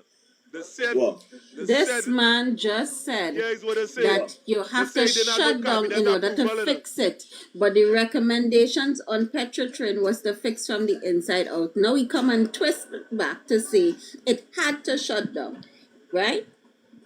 He retracted on what he said prior to twist it to present this. My statements. No, love, it is on the recording. It is on the recording. You said, when I asked about Petrotrin, it is on the recording. You play it back, you're going to pick it up. You said that it was recommended that Petrotrin could have fixed from the inside out and the government dismantled it instead. I said to you, so if that was the recommendation for Petrotrin and they didn't do it, why the same government that was against what the last government did came and did the same thing with CPEP and it could have fixed from the inside out? What was my answer to you? right? What was my They answer? had to What was my shut answer it to? down. They didn't have to shut it down. They could have fixed from the inside out. I said literally that where there are two different mechanisms in terms of auditing, and before we went there, I indicated Trinidad, we don't even operate according to international best practice and best standard. So I'm saying where they were able to find a problem in one area and where recommendations were not made, they did not take that recommendation. Where there is now a situation where there is the avenue of money is not being found and they can't understand how the money is being found, now they have to go with what you call the avenue of shutting it down to understand where money is bleeding out of the company and then revamp it. That is what real forensic auditing does. So you can't directly evaluate the two problems the same way. If they would have recognized in Petrotrin and realized, okay, there's a management problem, probably we're paying more than we're bringing in, etc., and we're not so, and they made a recommendation that said, you know what, cut staff, cut the avenue of salaries, etc., and the government decided that, you know what, no, we're closing down the avenue of Petrotrin. Then we can say, okay, good, there are two international reports that were there. The CEO at the time indicated that they never made a recommendation for the avenue of Petrotrin. There is real evidence on the board that shows that the government had recommendations. You can't fault that. If the situation now that they are saying no, that the government saying they can't understand, they don't understand how money is bleeding out the company now, and because of that, for the primary early audit of what they have immediately found.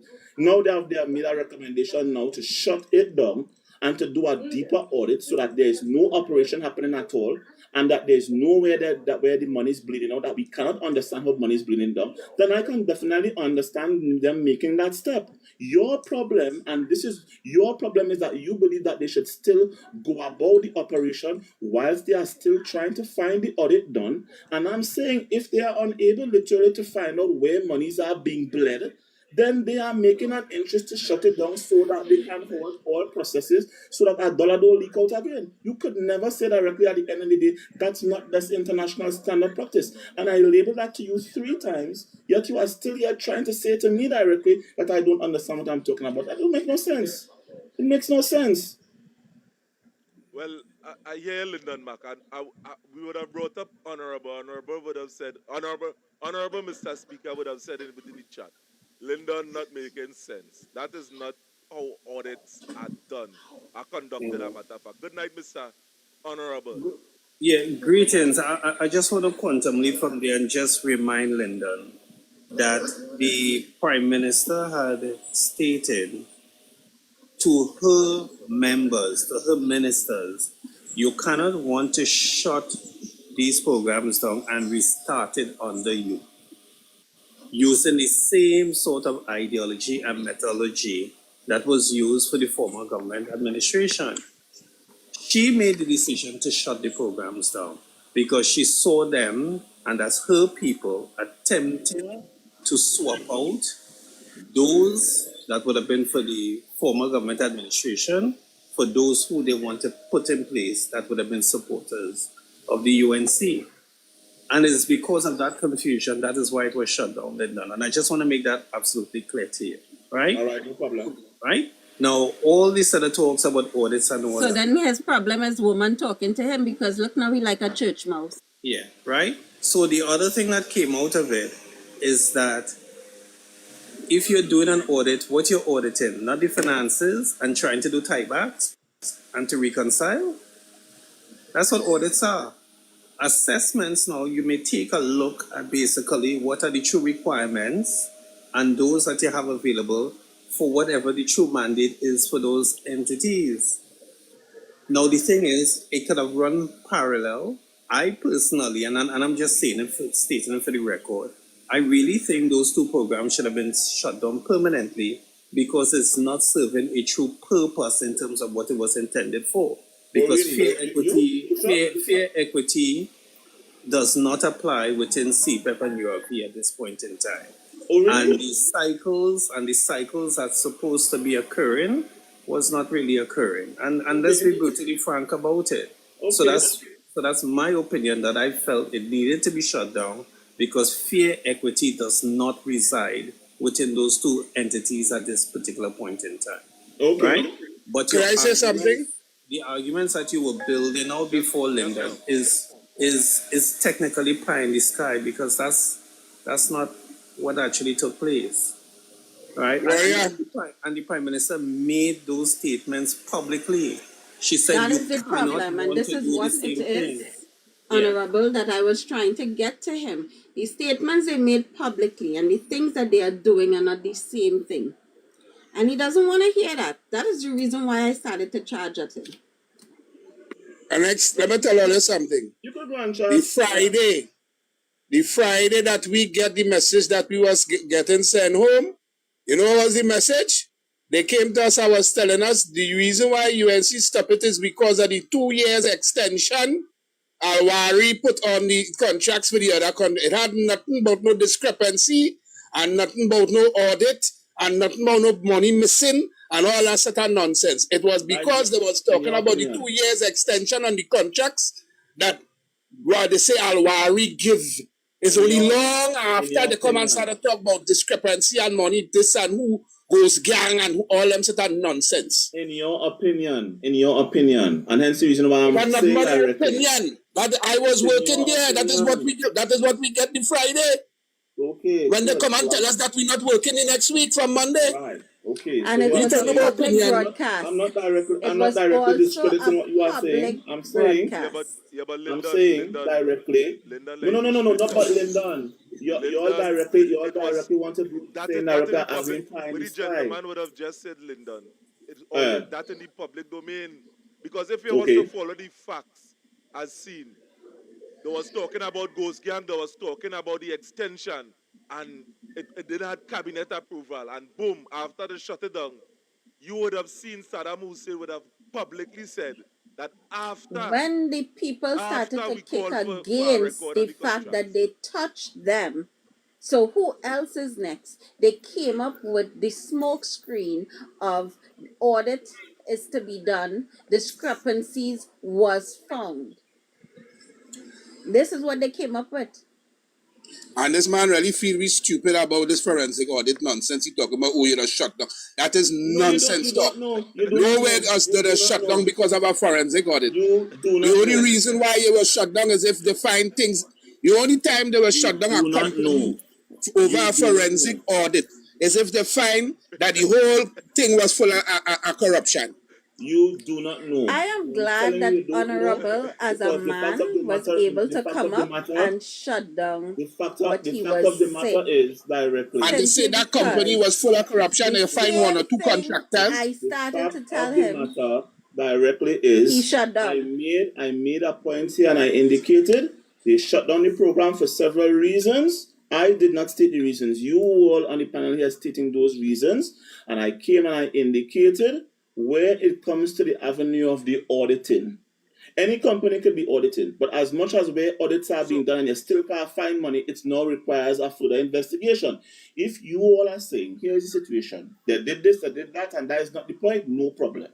I am saying, where workers' right is saying, hey, you know what, we just kill the workers and we ain't tell them nothing. I'm saying that's a level of dishonesty. The government came out and they said several reasons as to what's going on and why they're doing what. And hence the reason we are saying again, it is a very unfair statement, literally. But that's not the problem that you all are having. And I am of the opinion right now.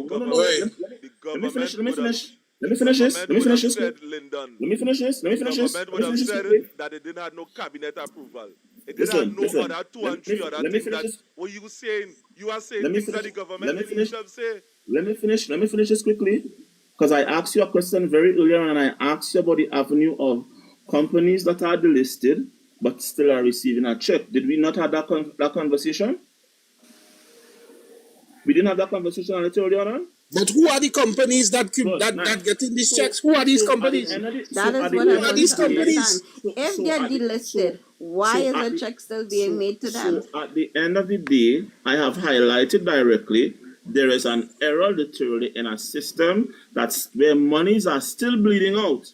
And now they still have to understand what would have taken place. But Lyndon, one second. Qualify what you mean by bleeding out, because I'm hearing you using a particular terminology. Could you just could you just qualify what you mean by bleeding out, if you don't mind? Means directly I have $5 and a dollar still coming out literally, and I'm still trying to understand how that dollar passes. How is that dollar literally escaping where I'm supposed to be earning 5, and now literally a dollar is still bleeding Well, out? if the forensic auditors can go through the books and find out who is the culprits, them and worth the salt. UNC forensic auditors and worth the salt, because everything is documented. Every single thing is documented. So let me just finish by saying this, and that's in your opinion, and I hear you, and I'm saying again, a deeper forensic audit is now, this is not just only about the money. A deeper forensic audit now is going to look at the operation of the entire program. How the checks are paid, who is it being paid to, who went ahead and applied for what. All of these things are going to be conducted so that when they come back to bring these programs, it's going to be done properly. Right. Now, one second. He's reading from a script. Yeah, He's reading from a no, script. Lyndon, it's a dialogue. Dialogue. Give way. Yeah, but allow me to finish. Just now. Allow me to finish. Allow me to give way. Give way. Just now. Allow me to finish, and then you will continue. No, and I don't want to do that. I want to just ask you, because it's a dialogue with everybody here, and you got to see and view them as equals to you. The question that I would want to ask you, have you ever supervised an audit within a company? Have you ever done it?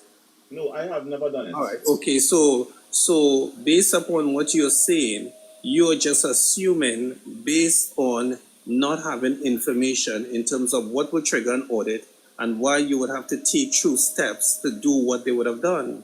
If you have never supervised an audit, how could you speak like you're an expert in conducting internal or organizational audits? It doesn't The man is reading from a script. Literally, directly. The man is reading from a script. Can I respond? So you have Q&As in order to hopefully refute our statements. Can I literally respond? I own an international company. Not Trinidad and Tobago, international.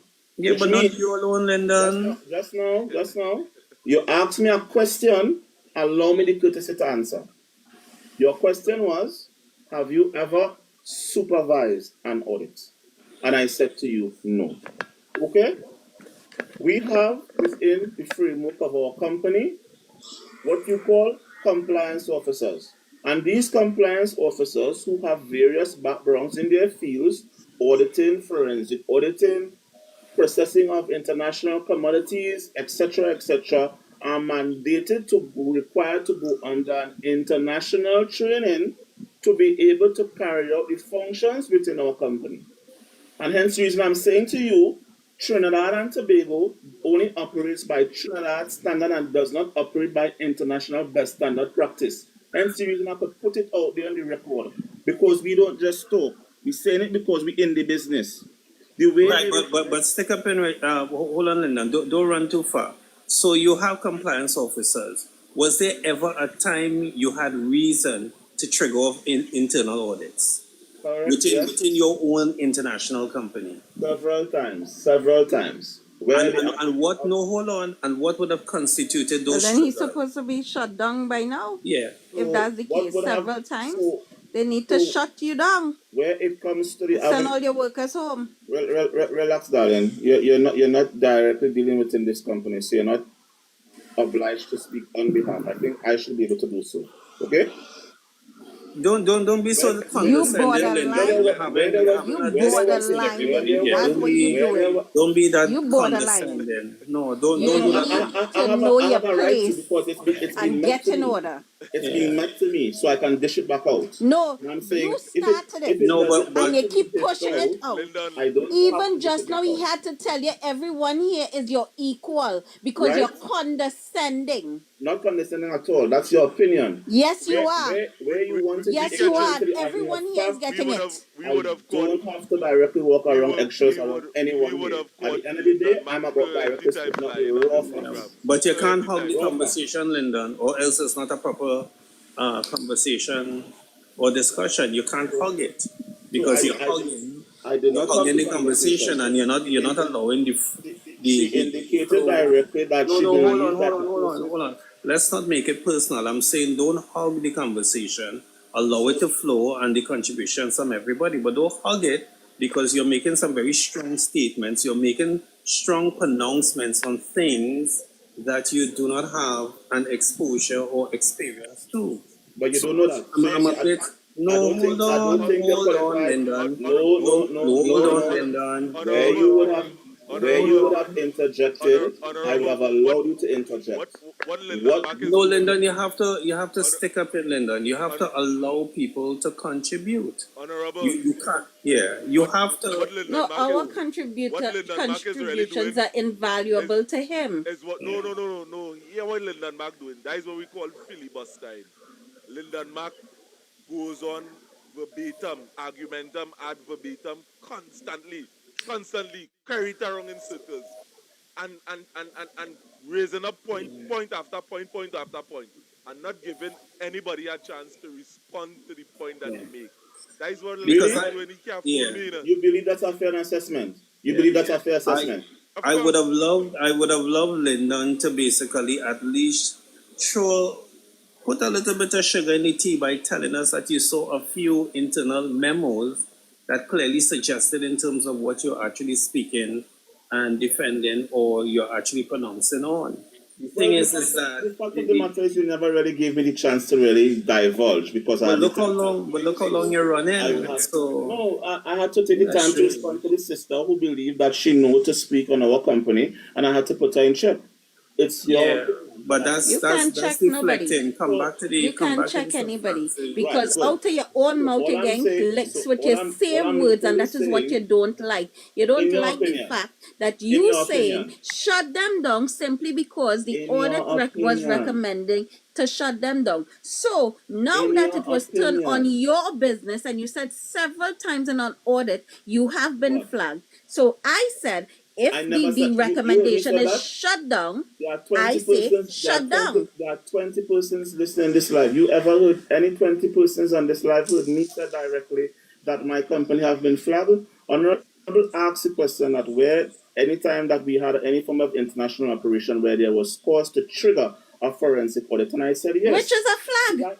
Trigger is a flag. It's another analogy of a flag. So whether it's a trigger, whether it's a flag, you said you had several times. So coming up several times, if your recommendation is to shut down, then that should be the same situation for your international business. Yeah. Which again directly shows according to international standards, which directly again shows that you want to reply, but you were not listening to the context, because I just referred to the avenue of Petrotrin, and I said directly where Petrotrin had their 2 audits internationally done. Petrotrin made the recommendations, and those recommendations were and the done. current government did exactly what the last government did. Shut down Petrotrin. This one, moving target right through. The last government shut down Petrotrin, and this government decided to shut down everything else. Because we don't know where they will stop. You just said there are others to come. According to the recording, you just said there are others to come. Another point I want to make is clearly say the public now has to be well aware that their job is up for grabs. But the sad thing is, I don't work for Trinidad. Yeah, but Lyndon Mac is very close friend with this government, so that is why he could talk so. If Lyndon Mac is saying, Mac is you know when there's a brown nose. You know when there's a brown nose. Let me tell you something. Lyndon, how much of that company going and get shut down, Lyndon Mac? If you're trying to directly allude to the fact that because... Let me respond to your claim. How much of that if company going and shut down? If your idea directly is because I am, according to you, rubbing shoulders with my government that it limits my freedom of speech, then I'm going to say to you, you definitely don't know me at all. Okay? And this is why I tell persons, before you want to be able to quantify something, there is something Trinidadians don't do, or many Trinidadians don't do. They don't do the research and they don't do the background. So let me say this thing. I'm going to respond to Honorable's question that he would have indicated. I said yes, we would have had to trigger and I'm using the words now, trigger an investigation where there were certain monies directly that were not accounted for. Did it mean that we had to shut our whole operation down? No, because it took our compliance officers, it took literally 2 of our international accountants to be able to trace directly the avenue of where monies went missing and how monies were not distributed accordingly for certain transactions. This is not as extensive as what is happening now with these companies. Several times over. With these governments where they are saying no, money is not accountable here. They realize money is paid out here for companies not listed, etc., etc. This is not. Why is it not as extensive? Okay. So if it was literally that extent, if my company literally would have been at that extent, then there would be no need.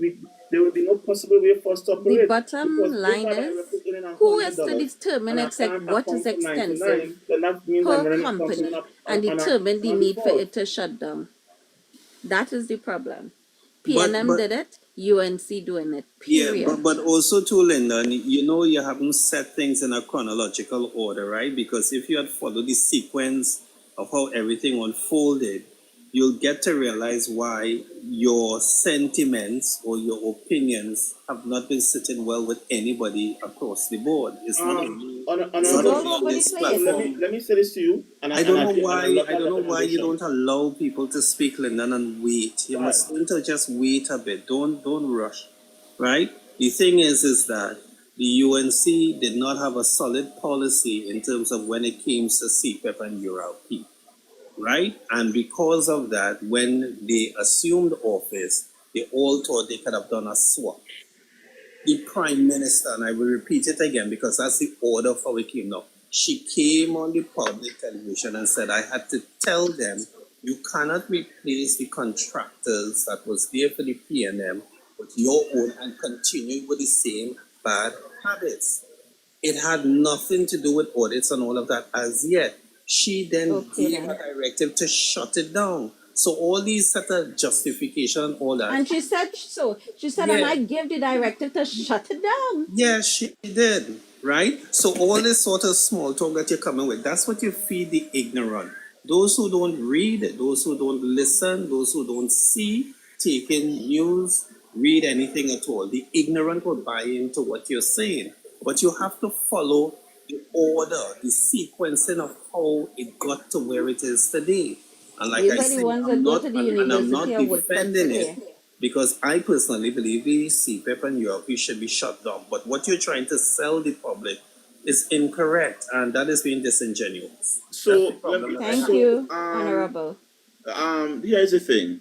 I don't have to come here to be disingenuous. You literally would have said for a while now, literally, that these programs were not functioning according to what it was supposed to function. Exactly. So before we even get to the avenue of the Prime Minister, even coming to say to shut it to hell down, we know these programs literally would have not been operating the way it was supposed to have operating, number one, and there are discrepancies in these programs, number two.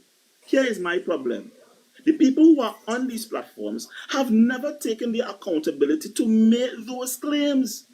So why are you coming to try to sell one narrative? You're wrong and you're out of order. Because I myself had said that I was never for URP and CPEP from the jump. Even in platforms we are in, I've said that continuously. But that does not say you have the right to displace people on your women fancies. That is the problem, and that is what we try to bring forward to you when you came on. That was the premise and the problem, displacing people with no courtesy. But you're also up in the air that you didn't even want to hear that is the premise. Everybody on the platform was trying to get over to you. Why displace the people when if you're saying there's a problem could be repaired, it could be fixed. Take the opportunity to fix it, but without displacing them or repurposing them in other avenues in the meantime, in between time, so that they would not have been displaced. You did not want to hear that because the script that you had to stick to the script that you had, and you did not want anyone else to speak. This again shows that you have never run a business, and this is the problem. You want to say directly that at the end of the day, if the $20 You missing, have no clue what I do, can't and find the that is a good $20 thing. literally. Let me You have tell no you, clue Sylvia, what I do. if our government was like running a business, we would have never had But subsidies. again, he's $20 reading missing. from the script simply Which script? because he Which still script? has not Which script? gotten what the premise of the conversation was. What You are premise? still going I down the walked road in. with I trying to walked in here, present a literally hear you smoke all screen making of wild logic. pronouncements, and those wild pronouncements, what you were making is what I walked Those into. wild I pronouncements listened came to, after and I because the only responded. reason I opened my mouth I and find you spoke making more was wild when the pronouncements than rest of anybody the else here. panel was That's in your trying to opinion. tell you Because they're coming out and why saying how this secret place, people wasn't working and who wasn't working, who You heard wasn't me say doing that? this, who You heard me say wasn't, that? and all kind of thing. You heard One me say set of that? rubbish. Look You at the heard me say state of the that? place right now. Look at the You state of the you place. heard me say that? You heard me say people were not working? You heard me say that? he did not say you. He said they, meaning the party themselves, because it has been said in the different forums, not you. So I'm not talking about the people. We're talking about a conversation that triggered here on the But that screen. is not what his And I'm response is saying, about. He but is I'm talking indicating about the his response. experience and his sentiment of what he would have gathered in his time being a part of the organization. This is what, again, when I came up, because I didn't start speaking at all from the jump, I wanted to hear what you had to say. When I heard that they were trying to ask you questions regarding, okay, we understand what it is you're saying, but Judith guess might what? as well delete Why that displace statement. people when you could have done this while they still operate and weed the sheep from the goat? You did not want to hear that, and that is when I came in Why would I need to and hear that? Why decided would to I need to hear that? communicate I with you. just literally Yeah, because indicated guess that what? if It's deeper irrelevant. forensic It's audits are needed irrelevant to you. directly, then it It's has to shut irrelevant to you, down. and that is where it proved to show that the government we have now cares nothing about the people. There's no Right, empathy, there's no right, sympathy. Because if you right. could come on a panel speaking with individuals who are trying to gain your viewpoint and share Right. theirs, and you are trying to blow off everyone, whether Money you Punisher. try to speak Yeah, when Money they're Punisher. speaking, but you want the time for you to speak with the air Hey, of authority that you what's the name of assume this that one? you have. I am trying to understand That is Cyril what Gain. it is they're really trying to tell people. Cyril Gain, that kind of movie. Don't worry. This government don't care about you all, and the former government cared about you all. That's why None the of them, country is in the according to position. my philosophy. Right No, now, no, no, Linda, no, you're no, But being, no. don't you're try being No, to no. baffle misleading. me with your You're nonsense being The to former try misleading. to government let cared me about you buy all. into what you're not selling. The former government cared about you all. Right? And hence the reason why this government don't care about you all, according to you, this government don't care about you all. So hence the reason why we should just continue to allow it to run. And then 1 year later, This when you this realize you this can't account government for money, you this can't government, this, Lyndon, back to same you, government will ever come back to lie ball. to the entire public of Trinidad and Tobago. This government. Workers' rights. Name one Right government that now, has never lied to and the you see, opposition. you know what threatened me? Name That you one government that has continuing with never this. lied. You Name one. continuing with this. You continuing. Name You one. you selling a Name one. narrative that don't even belong to you. Name one. Name one government that has not lied to the people. Name one. Name one. Right now, Name one. right now, Name one. I am saying that this You government right now can't. lying You to us. can't. Government You can't. main approach, which they did before and they're coming back to do, is to sell dreams and ideas to who they assume would be able to buy into it with fairy dust. That is the disposition entirely.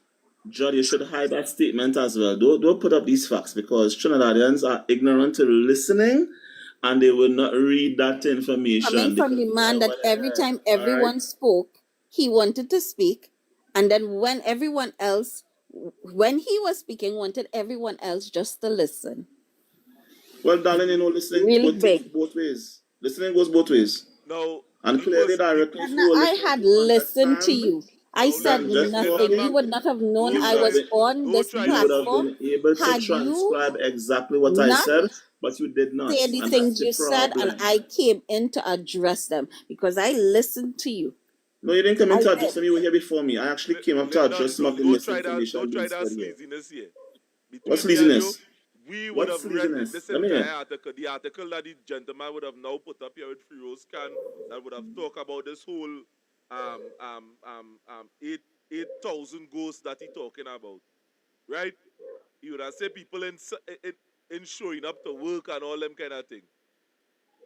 All of that was said in this article, but none of it, the entire article is like a story somebody write, and it have no data, none whatsoever. And tomorrow, here what I will do for you that listening tomorrow on this live, I'll bring in somebody who would have worked in the office in CPEP, and you see that Okay. whole thing, to explain this whole thing that would have taken place and why there are certain people that are not showing up on the books.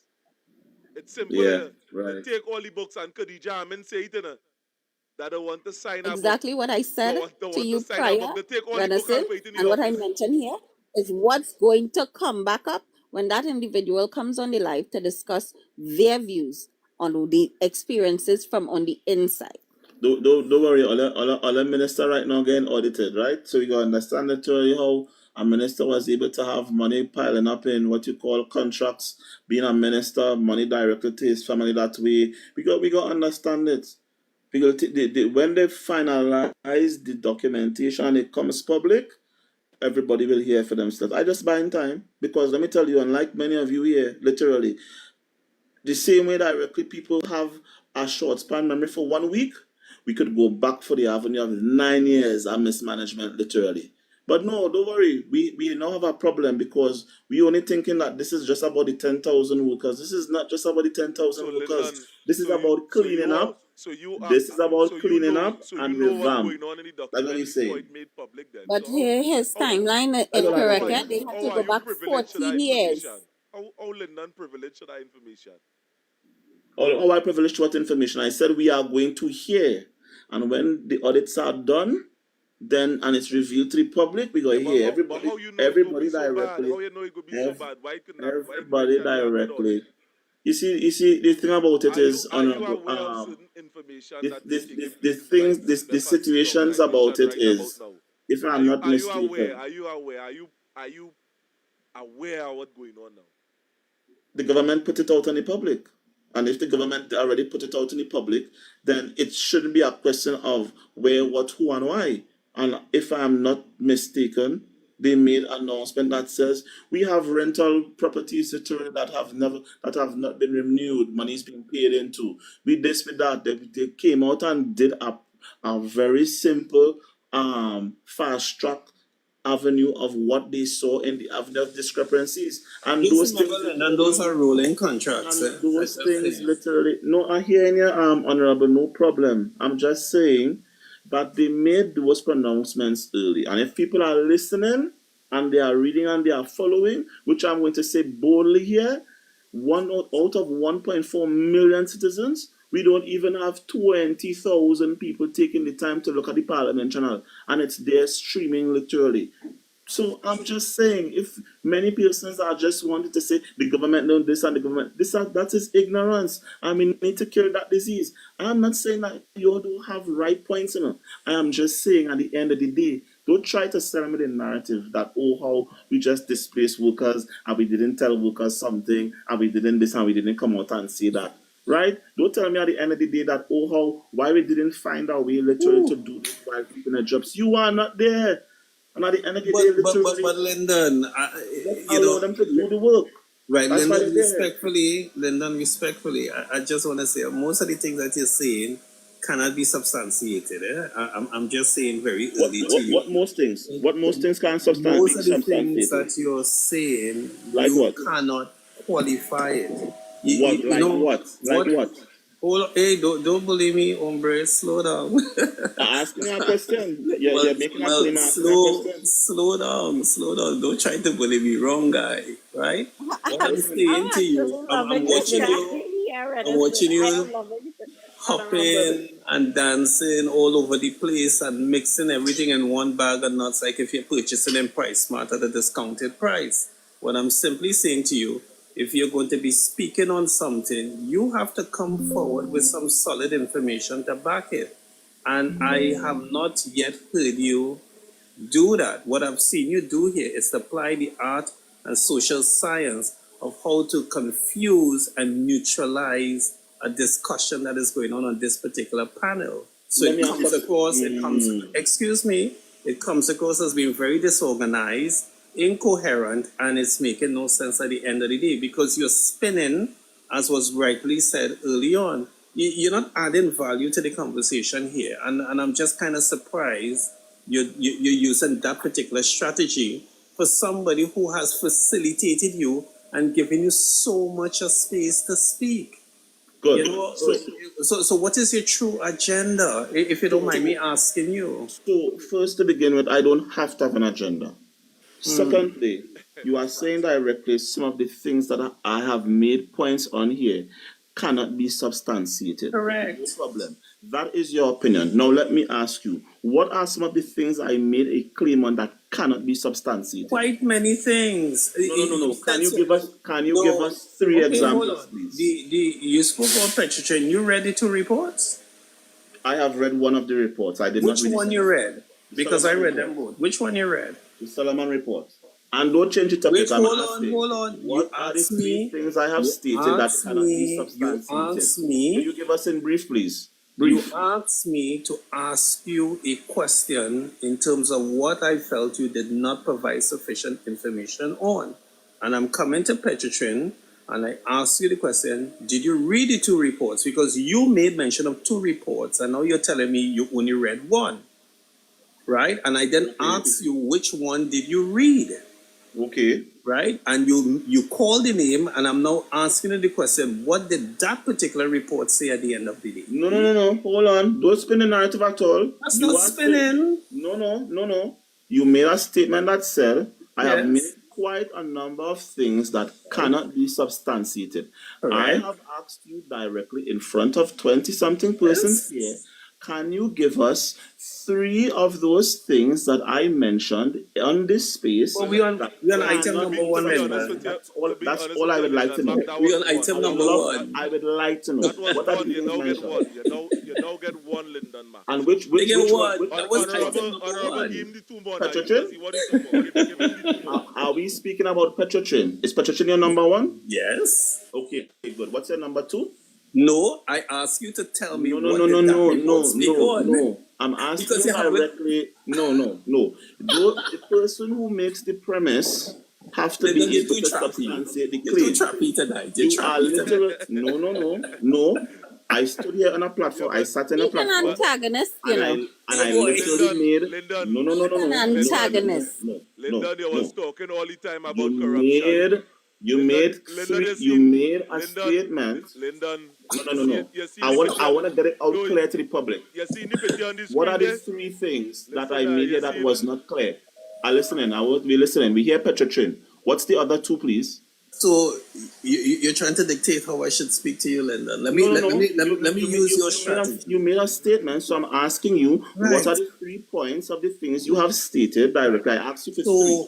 Right. You said a number of things. So I'm asking you for 3. It's a dialogue. It's a dialogue. Item number 1. I'm asking you, what are the 3? Let us say our next one. Yes. Let us say our next one. The next one What's was the this, next right? one? Lyndon Mack would have stated categorically clear that you have to shut down a business to do our audit on it. And that is not true neither. So that's 2. That's 2. That's 2? Yes, The that's 2. third one That is incorrect. That is correct. That you have to entirely shut down a business. You had no experience. No. I'm asking literally. You heard me say that? You said that they have I said literally. Listen. And my response in that moment was, then why, if you're saying they have to shut it down, it means that shutting down Petrotrin was valid because you all came and you all shut down everything else so far, and we don't know where it will end. So So let me yes, just he did say that. directly rephrase what Hey, was said because I don't before like before misinformation. before before I we hate go the on to avenue that of before we misinformation. go on to that, Right. Lyndon Mark, right? There's a picture that I just put up on the screen there What's the concerning the three? What's the URP, third thing? the URP Just now, thing. before you go to the No, URP, no, what's the third you see, thing? this Don't is what. jump, don't jump, Listen to me. This is what don't fire. jump, don't This is jump. what people like you so don't want Lyndon, to that's see. not your The platform. facts What's in the which he third won thing the I third was thing. Hold incorrect on. about? Let me What's give the him the third third thing? thing. Let me The hear. third thing was the facts in which the prime minister would have made her statements regarding what the shutdown was really about and what came out after. Your facts regarding that was ill placed. And Because what was what did I said say? What did first I say and what concerning that? you said and trying to convince us What on was things that came out in the aftermath. what did you heard me at any point in time refer to the prime minister tonight? You said that the Lyndon, nah, boy, things nah, that was Lyndon, said nah, started Lyndon, with way. discrepancies. Where the jail is this, boy? Uh-huh. And then you went on to say that the prime minister said that there were discrepancies identified, and that is why they had to shut it down. Right, And I good. gave the So order to shut it down. so let me And directly I said that afterwards. let me take the time to say this is where people listen That's your and third. listen partially. Where we spoke about the avenue of Petrotrin, I made two statements and I said literally, where there is cause for deeper audits and it is required, that company will have to be shut down. I also indicated before we got to that drastic matter, I stated and I used the opportunity of Petrotrin and I said, Petrotrin, because there were two international audits done and they were able to identify the problems within Petrotrin, those two audits of the reports shows and what they shows by the avenue of their recommendation that Petrotrin did not have to be shut down. That basically is what I said from number one. So if you want to transcribe me correctly and don't transcribe part. Don't You transcribe part also of the said statement. that, Lyndon. You Transcribe my said that. You statements said what you fully said and there partially, accurately. and you said that. No Transcribe format my D. statements No, partially. Don't do it partially. Do it no accurately so format that the D audit. public Listen to me, understands what brother is being man. said. Deeper audit What? don't have to shut down no company. You don't have What? to shut down a company to do a deeper audit. Don't do me that. Right, and what I'm saying to you No, is, that is a listen, false claim. that is the matter of your opinion. No, that is And not the I matter of said, my listen, opinion. Listen, I want to say something to you quickly. Hold on, Lyndon. Lyndon. just now, honorable, just Lyndon, now, hold honorable, on. just now. No. It's important that I say this to you. No. Let me finish, please. Let me finish. Go I again. went ahead and I indicated in depth and I said where it is required for the avenue of deep investigations to be done, then it would require a forensic audit. I even asked the lady Okay, well, directly. stick up here I now. asked the lady, bro, just now, hold on. You're walking to part of the conversation that you was not here for. The lady indicated directly, and I asked the lady directly about the avenue of the scope of qualifications regarding forensic auditing. Not auditing, forensic auditing and auditing is two different things. You could audit a company, literally, and just audit finance. Lyndon, we know Forensic auditing know is it's two different things. Oh forensic God, stop auditing mixing is up the not thing, the man. same level of auditing. And if people cannot understand that, then you are still going to continue asking these questions because you believe in your opinion that they should have been able to do this without that being required. And I'm saying no. Stop You hugging do not now. know No, the Lyndon, take extent. a break. Lyndon, take You a break. do Lyndon, not you have know the regurgitated those words extensiveness of the already. investigations that have to be uncovered regarding the avenue of mismanagement Okay, in these programs. Lyndon, And that is stop what for I'm a saying. second. Hey, Stop. just now, honorable. Yeah. It has somebody that came up from was now in the comment section. Good afternoon, sir. Where had to say? Where's your comment? Quick, before we move on to Good honorable. afternoon. Yes, Good ma'am. Go ahead. afternoon. I don't know. London is just kind of like I don't even understand your purpose, your objective, and I think everything just went and it just fly over your head because I think what we're trying to get at is that literally the government of Trinidad and Tobago currently they pull the rug from under these workers, and I have I know persons who have done audits and they have never had to shut down a company literally to do an audit.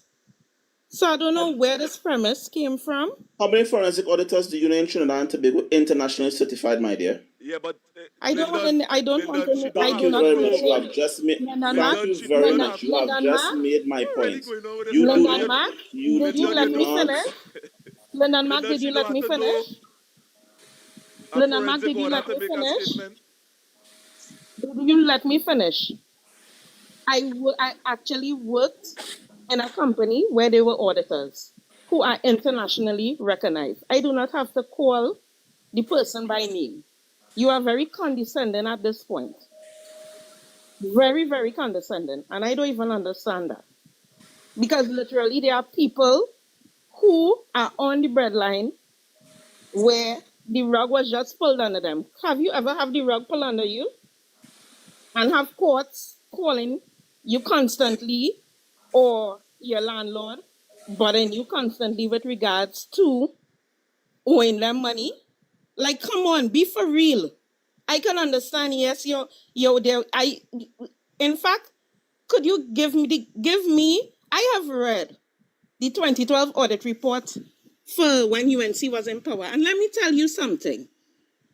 He without sin cast the first stone. You understand? He that is without sin cast the first stone. Kamla Persad-Bissessay is saying that she made mistakes. After reading that 2012 audit report, and you all talking about IMBO, about 2.6 billion, I was shocked. Invoices missing. Buildings that you all were paying for that didn't even have no invoice and all kind of madness. Like, come on. We as this nation have to hold this government accountable just as how we was holding PNM Why I accountable. said go back 14 years. When he said go back 9 Yes, years, you I had said to go back. You had to go back some years. You understand? You have to go back some years. Because we feel this thing is a kind of jokey thing inside here. All they don't want to hold UNC accountable and all they're trying to shift a goalpost and talk about they only there for 5 months. UNC is not a new government. They run 2010 to 2015. And I know people who get sent home in 2010 to 2015. So it's like the same playbook.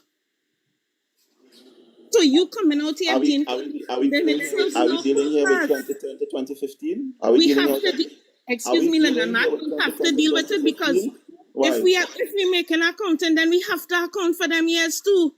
So let me see because if I money was running, money was nice and running, and what did you tell me one thing? So in let me see if I 2010 to understand. 2015, Kamla Persad-Bissessay government could have literally transformed Wassa and give us water for all with the level of money that was running. Really? They couldn't. So now they could really do it. So now they're talking about transforming Wassa. They could do it now. When we really don't have no money. You really believe that the between 2010 and 2015 they could have transformed waterfall in Trinidad and Tobago between 2010 to 2015? You really believe that? With the kind of money they play with? Yes. Really? Okay, yes. Good. That literally alone yes, tells me that alone tells me the level of understanding that you understand. Yeah, I know. So Lindan Mac, I work in a government ministry, you know. So what are you trying to say? That don't tell me anything. A lot of people working in the government ministry and still don't even understand how their own government working. That's how sad the country is at this point. A lot of very, people very sad. speak about forensic audits without knowing it. But I'm waiting for the court matter that this forensic audit going to lead to, because it has to go to court. Apparently, that's the direction, because that's the only direction a forensic audit is going to lead into. Right, okay. So I am waiting for the fallout for when they say we are going to court with CPEP, URP, and all other organizations that... Why they're not in court now? Why they're not in court right now? Well, love, you just said, and we are looking at forensic audits. So when we're looking at forensic audits needs to go to court. Didn't ministers in your opposition made the attempts to go to court, and then they had to pull the matter.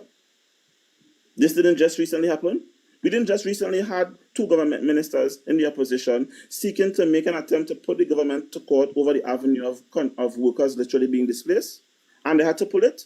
Why you all don't go and ask those same ministers why they pull it and why they ended up? But isn't the matter still before the courts? What The are man you is talking about? indicating It is still that before a the courts. So what are It's you still before even the court? talking about? audit is Okay, being done. so So do I we, am so, indicating that if it is so, a forensic audit is one that is being prepared for court. So I am waiting preparing for when for court by whom? the government takes this matter to court, because apparently that is what it's for. So Because we have a they said civil a regular audit was done and it was insufficient, do we which have means a they civil found docket number on the file fraudulent now? activity and misconduct This being man done. is You know, speaking So so you much know what it's is so nonsense. you going know, That to you know God what have court. you know what mercy. is so ironic about you all making these statements, and I'll tell you what is very ironic. At this point in time, we don't even know the civil docket number for this court matter. And We say still waiting to government hear ministers, of this so-called well, date that you all cry who to claiming. court? Your ministers who went to court and Opposition? said we taking the government to court had to pull their own information from the court I am docket, not talking and about who we taking the want to know government to why they pull court. it. I But am it's all the saying, Who ministers minister? said. when It's is all the the ministers order said are going to taking the be court. given for a date regarding going to court for this matter on CPEP? Because you are saying the regular audit was insufficient and a forensic had to be done. Knowing your I didn't see understanding of no a government forensic minister audit, you will doing that. understand That was that a contractors. forensic audit goes to court. It is done to present in a court matter. So I am asking, when is the matter going to court? How you ain't That's all seen I Paul am Wari saying. in It has court? nothing to do with the Up to past now. government or anything of the sort. You said it's a forensic audit being done now because they cannot find the dollar out of the $5.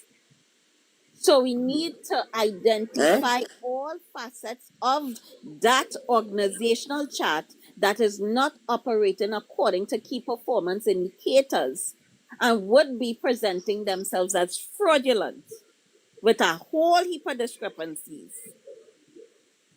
You know, That's all I am saying. in my estimation of this whole thing here, I know Lyndon Mack, and I know the tactics that he's trying here. And you know,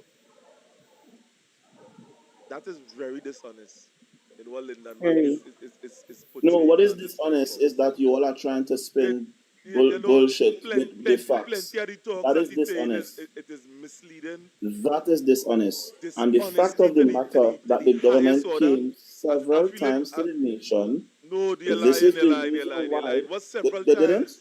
They What didn't. several times? They didn't.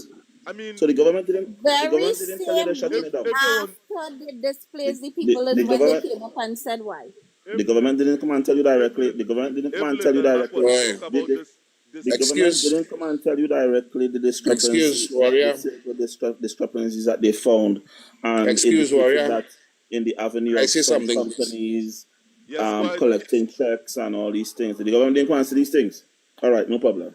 The government said Then it, it's but they then, said then it it's my error. after It's my they error. fire It's the my error. people. It's my After error. yes, they didn't say it before they do it. They say it after they do it. It's as if they do something and they're trying to That justify is what it. they They do it. had to cover Warrior. up Yeah, when but everybody go ahead, started to hangover. question and champion the cause. They had to find ways to spin and cover the situation. So this he now presented it as if it was done Warrior. prior and not post. Go ahead, hangover. Let me hear your comment Hello. regarding this. Yes, we hear any hangover. Let me go back to. I will go back to the original thing again. I was working for CPEP.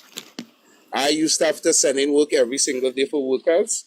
We have a field officer, and the field officer is a district field officer that runs and watches over different contractors within the Victoria district or the St. Patrick district or wherever. They have a field officer, and each field officer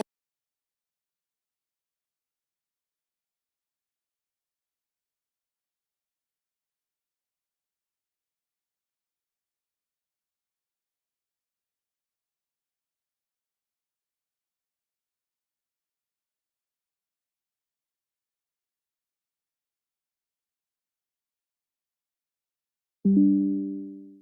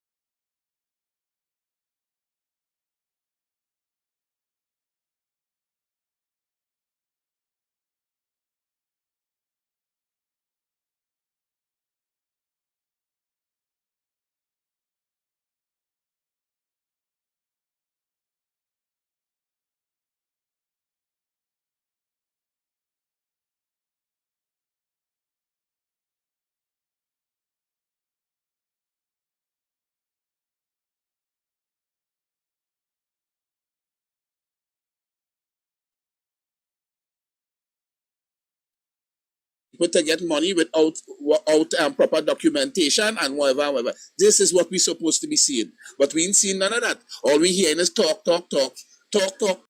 This one do that one do that. I set our old talk over and over, and people just getting sent home. People just losing their work by the same time. So if people losing the work, that means it's supposed to have information to show the reasons why they're losing the work.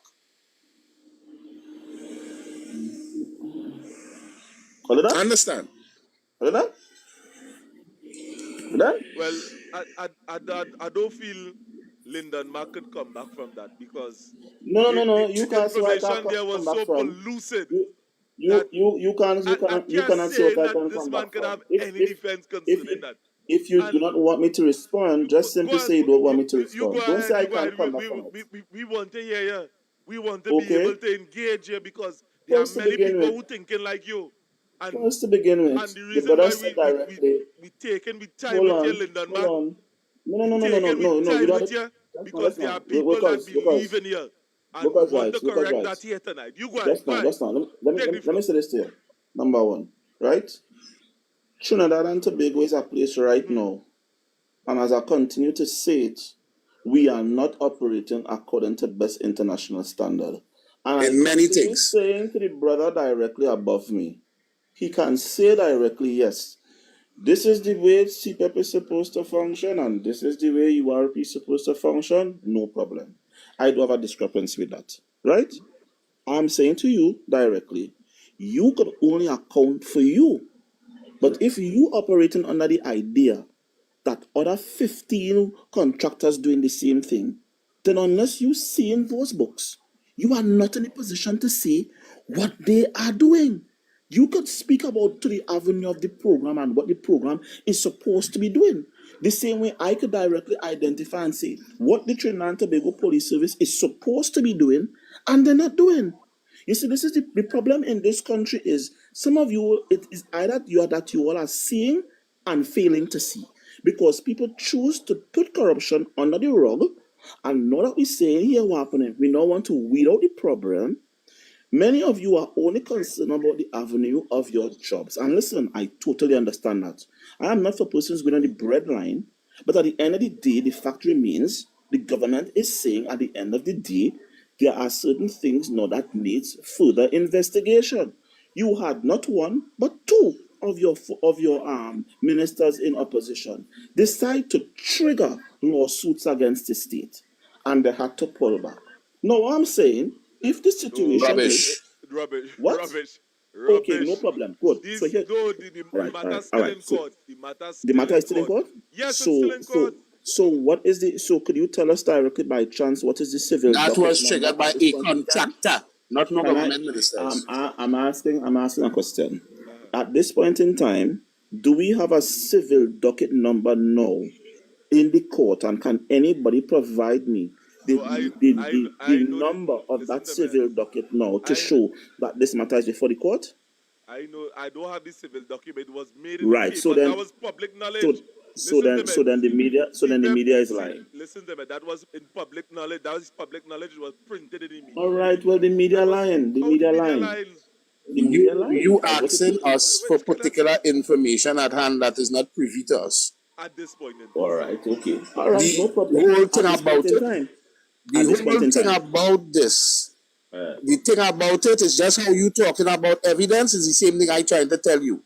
UNC have to produce the evidence of the charges. If there is discrepancies, where are the discrepancies? Who are the contractors? Who are the people? Who's these ghost gangs? Who is these people and who thieving money? Because if you have 300 and something contractors, over 300 and something contractors, and you could only pinpoint two, or one, or three, and shut down a whole program because of that. And still you cannot give us evidence. So what you're saying is rubbish. Just how you're trying to rubbish what we say, I rubbish what you say. Because you need evidence. Facts need evidence. Talk need evidence. Because if all you're saying already, number one, you done went off already when you're saying two ministers. No, I never cut you across. Please do not cut me across. Please do not cut me across. Please do not cut me across. I did not cut you across. I was cut across. I was cut across. But not by me. Not by me. If you watch, I have been staying quiet and I does allow people to talk. Hold a minute. Actually, I was cut across because I was getting not into from the point me. where you did indicate a while ago. You indicated and stated directly that just now. Let me respond to the brother now. Let me respond to the brother now. Listen to me. On the 22nd of April, CPEP contractor requested an urgent case hearing, and it was heard by the judge. Where's the judge? The 11-based contractor company, while having a long waiting for in court of appeal, weigh in on contentious litigation move by the government to terminate the 300 contract the CPEP. And he would have said, Judge, where's the judge? Nolan, Judge Nolan. So they was trying to have a quick process in the thing, and he said, no, let me put it back, let the DPP do the job. And Padarad would have said that within the public domain. Don't BS us. Don't BS this information. You can't trigger and say I taking you to court, and at the end of the day I just pull in the information and say, hey, let me pull it back. Then that means your claim ain't making sense. If you're saying directly the DPP have to do their investigations, then all of those things are now taking place. At the end of the day, I came up and said a deeper forensic audit is needed. You all directly tell me, oh, you don't need to do X, Y, Z. I took the time and I explained on two occasions. We never say that. But anyway, what you never say? Just now, let me give way to the person that now joined. Good night, sir, ma'am. Good night to you. Oi. You see what going on with this fella? This fella really feed me some babies and we don't know what going on. Let me tell you something. You know how long UNC ended the forensic audit? You know how long that you know what they was doing for the last couple of weeks? They was doing daily audits. And you know what they was doing the daily audits? To try and find something that they did not find because they have not found nothing.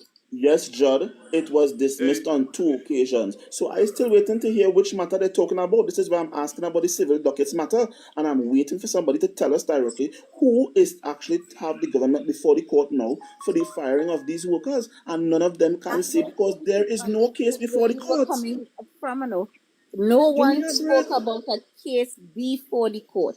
I Listen. There want was to one clarify. contractor, I can't No, remember the sir. name of the There was All contractor. good, a yes? forensic All audit. good, yes? So what I wanted to One of do the from the contractors, premise All good. that if Let it me, is you are saying a regular audit was done and there were findings of inconsistency and a request for a forensic audit was requested. My question was, when is the matter going to court? Because a forensic audit is only required when there are discrepancies of fraudulent activities, and you are being taken to court for well, one maybe well, maybe Hangover could answer because he is now saying directly that the forensic audit was concluded. So since he has that information, and I literally who's supposed to be in this space and don't even have that information, maybe he can tell us when the forensic audit was finalized and who conducted the forensic audit. And I would love to know. Just name a company because we don't have that information at this point in UNC. time. We keep on But going back So and let's forth. go. Just but now she before was the one who kept saying that it's a forensic audit. before we go into this constant debate all around in circle, we have somebody that would have joined us heavenly on Thank you, Judd. this new Show them the information now, boy. this When I new listen, I on this gotta have a panel. Just separate now, program. Lyndon Mac. We have a news person that would have joined us on the panel. Good night, good night, good night. Heavenly, what you have to say? What is your contribution on the platform here tonight? Well, good night, everyone. I just listening, and from what I was seeing from the news and those things, I don't like to get in politics, but I, well, I don't know what to say. So I just here to see what's going on. Honestly speaking, I just here to see what's going on. If we're all on the same page with all these things, because from my opinion, no, government come, government go is the same thing in some aspects, right?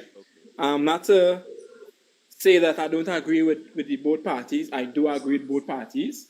It's just to highlight some mishaps and some misunderstanding, trying to understand how it is that this other thing going. All right. I understand what you mean. But how you feel it impact the citizens and them that was a part of the program? You feel it right at the end of the day? You shut down a whole program just because about 2 or 3 infractions in the program. You feel it right to just No, I don't think it was right. But you don't know how much of Because the factions are there. the You programs don't know how benefit many are Yeah, there. but Lyndon Clearly asked. not enough, do you know because if Linda? it's not a But you forensic don't Do you know know how audit, many Linda? are there. clearly not enough. Wait. Asking the. But do you know? I'm talking to Mr. Heavenly. Heavenly, do you feel that is correct for the government to take that action just to shut down based No, on no. some infractions? When we refer to programs will be benefiting the people are trying to be going. That's all right. Yes. So by cutting out the program, which means that there are a lot of youths and things that are not able to participate in this program. Yes. But therefore, I think it's wrong. Simple. I mean, No, it's not. It's not programs. These are work programs like CPEP, URP, CPEP and URP, yeah. forestry, all these programs that have that, especially the lower state of people, the people who least in the country. Well, yeah, I agree with what he's saying. I think it's wrong. I think it's wrong because there are many CPAP workers out of a job too, not so? Yes. Yeah, many. And over 10,000 CPEP workers is out of a job. so are these workers going to be compensated for losing their job, or? No,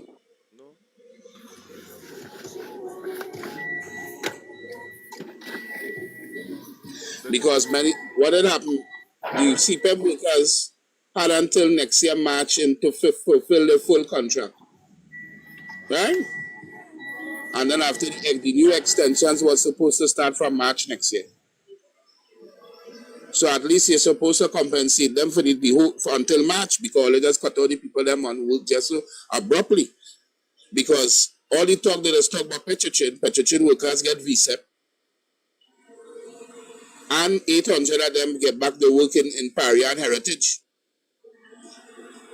Caroni get VSEP, and up to recently they still was getting land. So when people trying to make the comparisons between these things, you have to take all of these things into consideration, because they want to make the comparisons. Well, people, we reach a point here that, I find Lyndon Mark try to wear down the panel. And I believe that he was directly sent here to mislead this whole thing. But yet still, we was able to show him up for what he really is. Because look at this. Look at the picture that is right here, and would have showed the expenditure, and it would have shown how much millions that the CPEP, the URP program, and it would have ballooned in the UNC. I don't understand most of the time the argument that they are saying. They say they're fighting corruption and all this type of thing. Yeah, because when they show you, when they show you all the audits and all the expenditure that incur PNM for the 10 years, and they show you for the 5 years at UNC also passed PNM almost about the same amount as the 10 years. And all the audit, and at the end of the UNC tenure, the Auditor General that said that it had over $5 billion missing and unaccounted for from underneath the UNC. People forget that Auditor General report. Because they was coming along and calling him both for 2.5 billion, and they were saying 2.5 billion that missing. The Auditor General underneath UNC said 5 billion was missing, and that is documented. Everything I say here is documented. I can post the picture and all and show you. How do they talk about that? Then that is something that they will talk about. Because I believe the intent was just to mislead the population of Trinidad and Tobago. They get through. But the performance that we're looking at that we are not getting at this point in time. So, again, I don't want to, we would have stayed on 4 hours and some change. Well, let me, at this point in time, bring down the curtains on the program. And, hangover, I don't know where you want to say in closing, but, the floor is all yours. Make a closing statement. What I would like to say is that, you see, we must look at the truth. And you see that guy, he came in to try and distract with nonsense and try to, because as the woman say, condescending and trying to tell, he believed that his intelligence is above everybody else on the panel and he could speak on what he's saying and nobody know what they're talking about. Understand? Because all the information I release or I speak, I could back it up because I have documentation to back it. I just can't show it here because it's a different type of forum. But I have documentation to back everything that I speak about. Understand? I have the paperwork and I could show everybody. Understand? UNC came in when we was working in CPEP there. When we got the message the Friday, when the boss called us, we came to work, he told us that UNC cut our contract, that we are no longer working.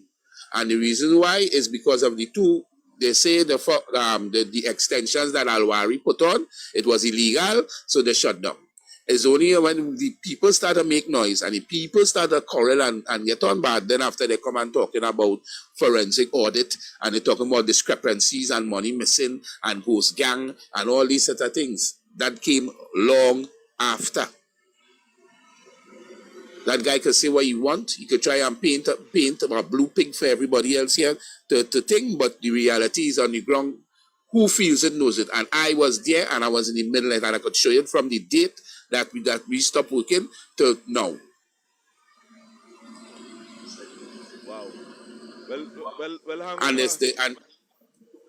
hangover, as I say, this man wasn't here to clearly and the hurtful part where, Warrior, the hurtful part, majority of the people who I was in charge of, 30 people, majority of them was UNC, Majority of them was UNC supporters, you know. Because the day when UNC win, they were celebrating, and all of them were jumping up at UNC. They're celebrating because they voted for UNC. Many of them, majority of them in my crew, who was underneath working for me was UNC people. Because I work in South. My area is a UNC control area where I work in. You understand? So they can't tell me nothing in the soul. They can't paint these pictures for me because I've been in and out and around everything. Well, don't be a stranger hangover to these type of talks that we are going to have here regularly. I know he is a man batting. Well, all the lucky, all the catchment tonight because mostly majority of the times I'll be working these hours. Yeah. But I'll still try and slip in now and again when I get a chance. Right. Well, thanks for joining us. Thanks for joining us.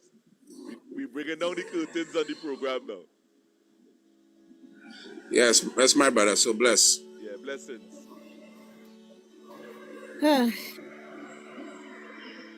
Take care. Hey. Renison? And someone I hear in here, but I'm not seeing you at all.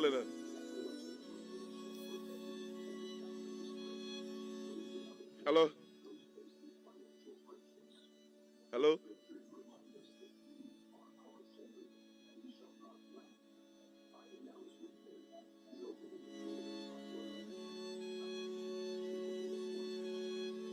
Ladies and gentlemen, let me see if I could pull back up Kezia. Kezia, let me see if I could pull you back up. Right. So Kezia is going to have a say in the closing aspect of the program. Yes, Kezia, as a now senior. Okay. So, I don't know when truth become fictions and twisted to the narrative of the individuals who have their own agendas.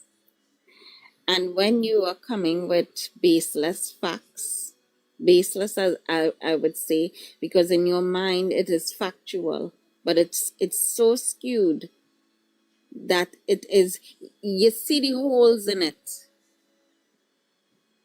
And you twist yourself around in such a knot that you don't even know how to untangle yourself. And this is what we see when we see political party loyalty as opposed to loyalty to country. Mr. Mack came in presenting all the notions, all his notions. And when time to answer questions, you could tell there was a script. And the need for spinning was imperative in order to hopefully tie up everyone else on the panel. I mean, I'm grateful for Honorable because then I realized that he has a superiority complex kind of mentality. So dare not a woman talk to him.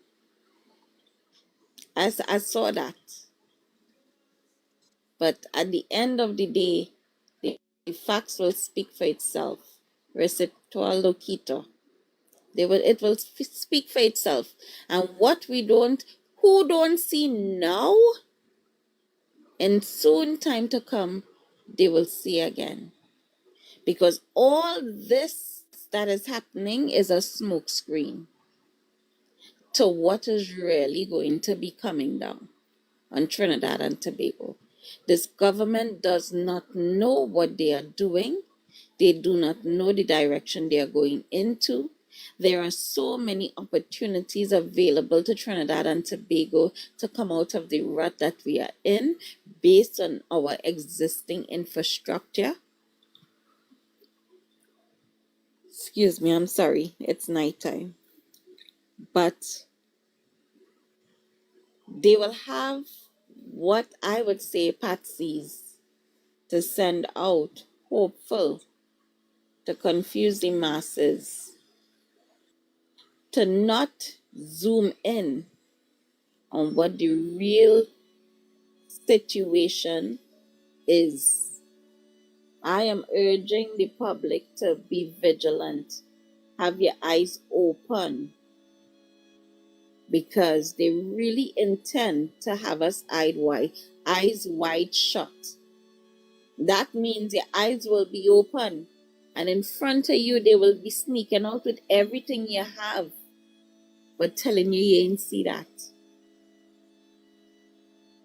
So let me not get caught with our eyes wide shut. Because what will happen now is when they tell you you ain't see that, you are going to be agreeing, no, I ain't see that. So let us get to the point on where we become analytical.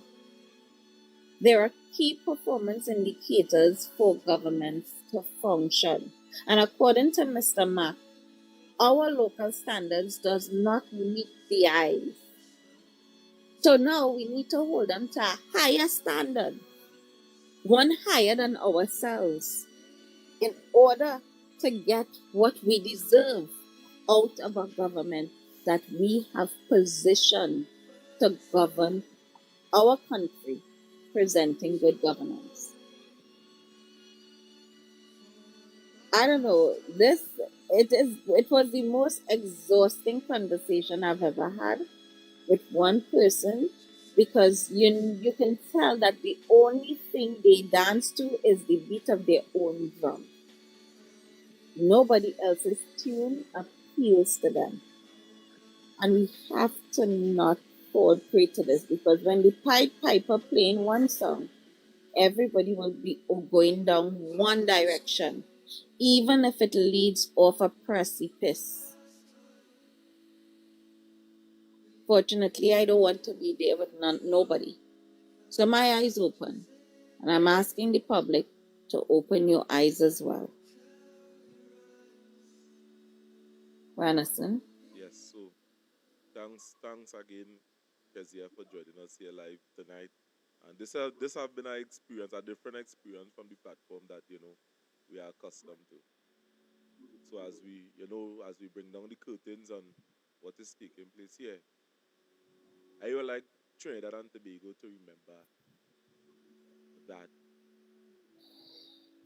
over 10,000 people are not just statistics. Each of these people represents somebody. They are somebody mother, somebody father, somebody now starting off in life. And the facts of the matter is that this administration would have taken away that from them, a future. It may be a stepping stone for some, and it has some that, a society requires all types of people. So I want to say categorically clear, I'm not against restructuring. By all means, restructure. What I am against is the displacement of so much of people. It's not 10, it's not 20, it's not 100, it's not 200, not 300. It's over 10,000 people that was displaced. And what I am saying is that the process was not here. No matter how they try to spin it and how they try to explain it, the process wasn't here. It wasn't. So that there is my argument concerning this whole situation. And again, so many of you that would have joined us here on this platform here tonight, we are currently broadcasting on YouTube and on Facebook, and TikTok, Lucas Right TikTok. So join us here all the time. We will be posting regular updates, and you're gonna know when we are being on, so you can be a part of the panel. So good night and thank you for being here. And Kezia, I hope you're going to sleep good tonight. Boy, well, with that one, I would hope so, because that was a marathon. Yeah, That was a marathon. And I don't know, at the end of the day, as you mentioned, the main premise, and that was the only reason I opened my mouth and said anything, because I realized that because you came with a script, you weren't willing to hear nothing that was being presented. And the only question was there any other way than to displace these people, strip them of their dignity? And it was where I figured someone had to go back to what the premise of the conversation was. Having a heart, having compassion. So I am going to try to rest. Maybe I would fall asleep right away, maybe not. But at the end of the day, our hearts will go out with those that are on the line trying to figure out the direction of life.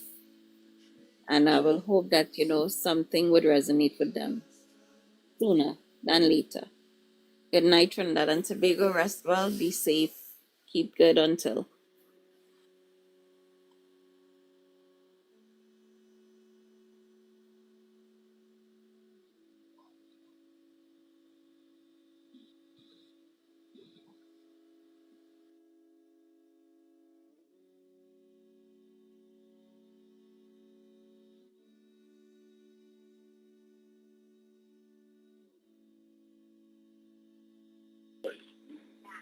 But you see me, I could drink rum whole day and night. If I take 2 quarts, go on through. They come with 2 quarts. Anyway, separate what we want to put back in there. No, this is what these things take. What we going to take all this? It's the English style and all of the name. Well, right, I'm the English boy. Yeah. Yeah, then.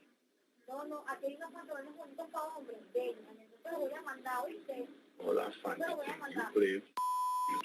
So you're not big smoker. They got that man that bring a man to roll it nice. In a roll that's so good, you can smoke that by at least 20 different partners. It's unknown who shot the video, when it was shot, and where exactly it was shot, but it appears to be in a hotel room. And in this shot, we can see a set of keys with a tag marked 201. TV6 News tried contacting the minister, believed to be in the video, but calls to his mobile phone went unanswered. The communications minister also could not be reached for comment. We then contacted their boss, Prime Minister Kamla Bisesa, and she said she would not be able to comment until she saw the video. What? Say that again? And you're correct. There's something very bad happening. So I need to see if I can respond, okay? Yes, okay. I'm sure you appreciate that. Yes, of course, yeah. Do you recall what I told is on the video? Please tell me again. Do you recall what did I say was on the video? Would you kindly respond again and tell me? Oh, you don't. Well, I told you 4 times. You don't remember. What can I talk to the Senate? Will you kindly send it to me? Yes, I will, Madam Prime Minister, certainly. I'll do that in the morning. Now, this story takes us to tonight's People Meter. We ask, do you think the Prime Minister will fire another cabinet minister? To vote, you can text yes or no to the number 4226. We'll bring you the results at the end of this newscast. There were 3 high-profile government scandals that all occurred within the space of a little over a month from mid-March to April, resulting in 2 of the 3 ministers involved, Chandra Sharma and Glenn Ramadar Singh, vacating office. The third, Dalman Baker, has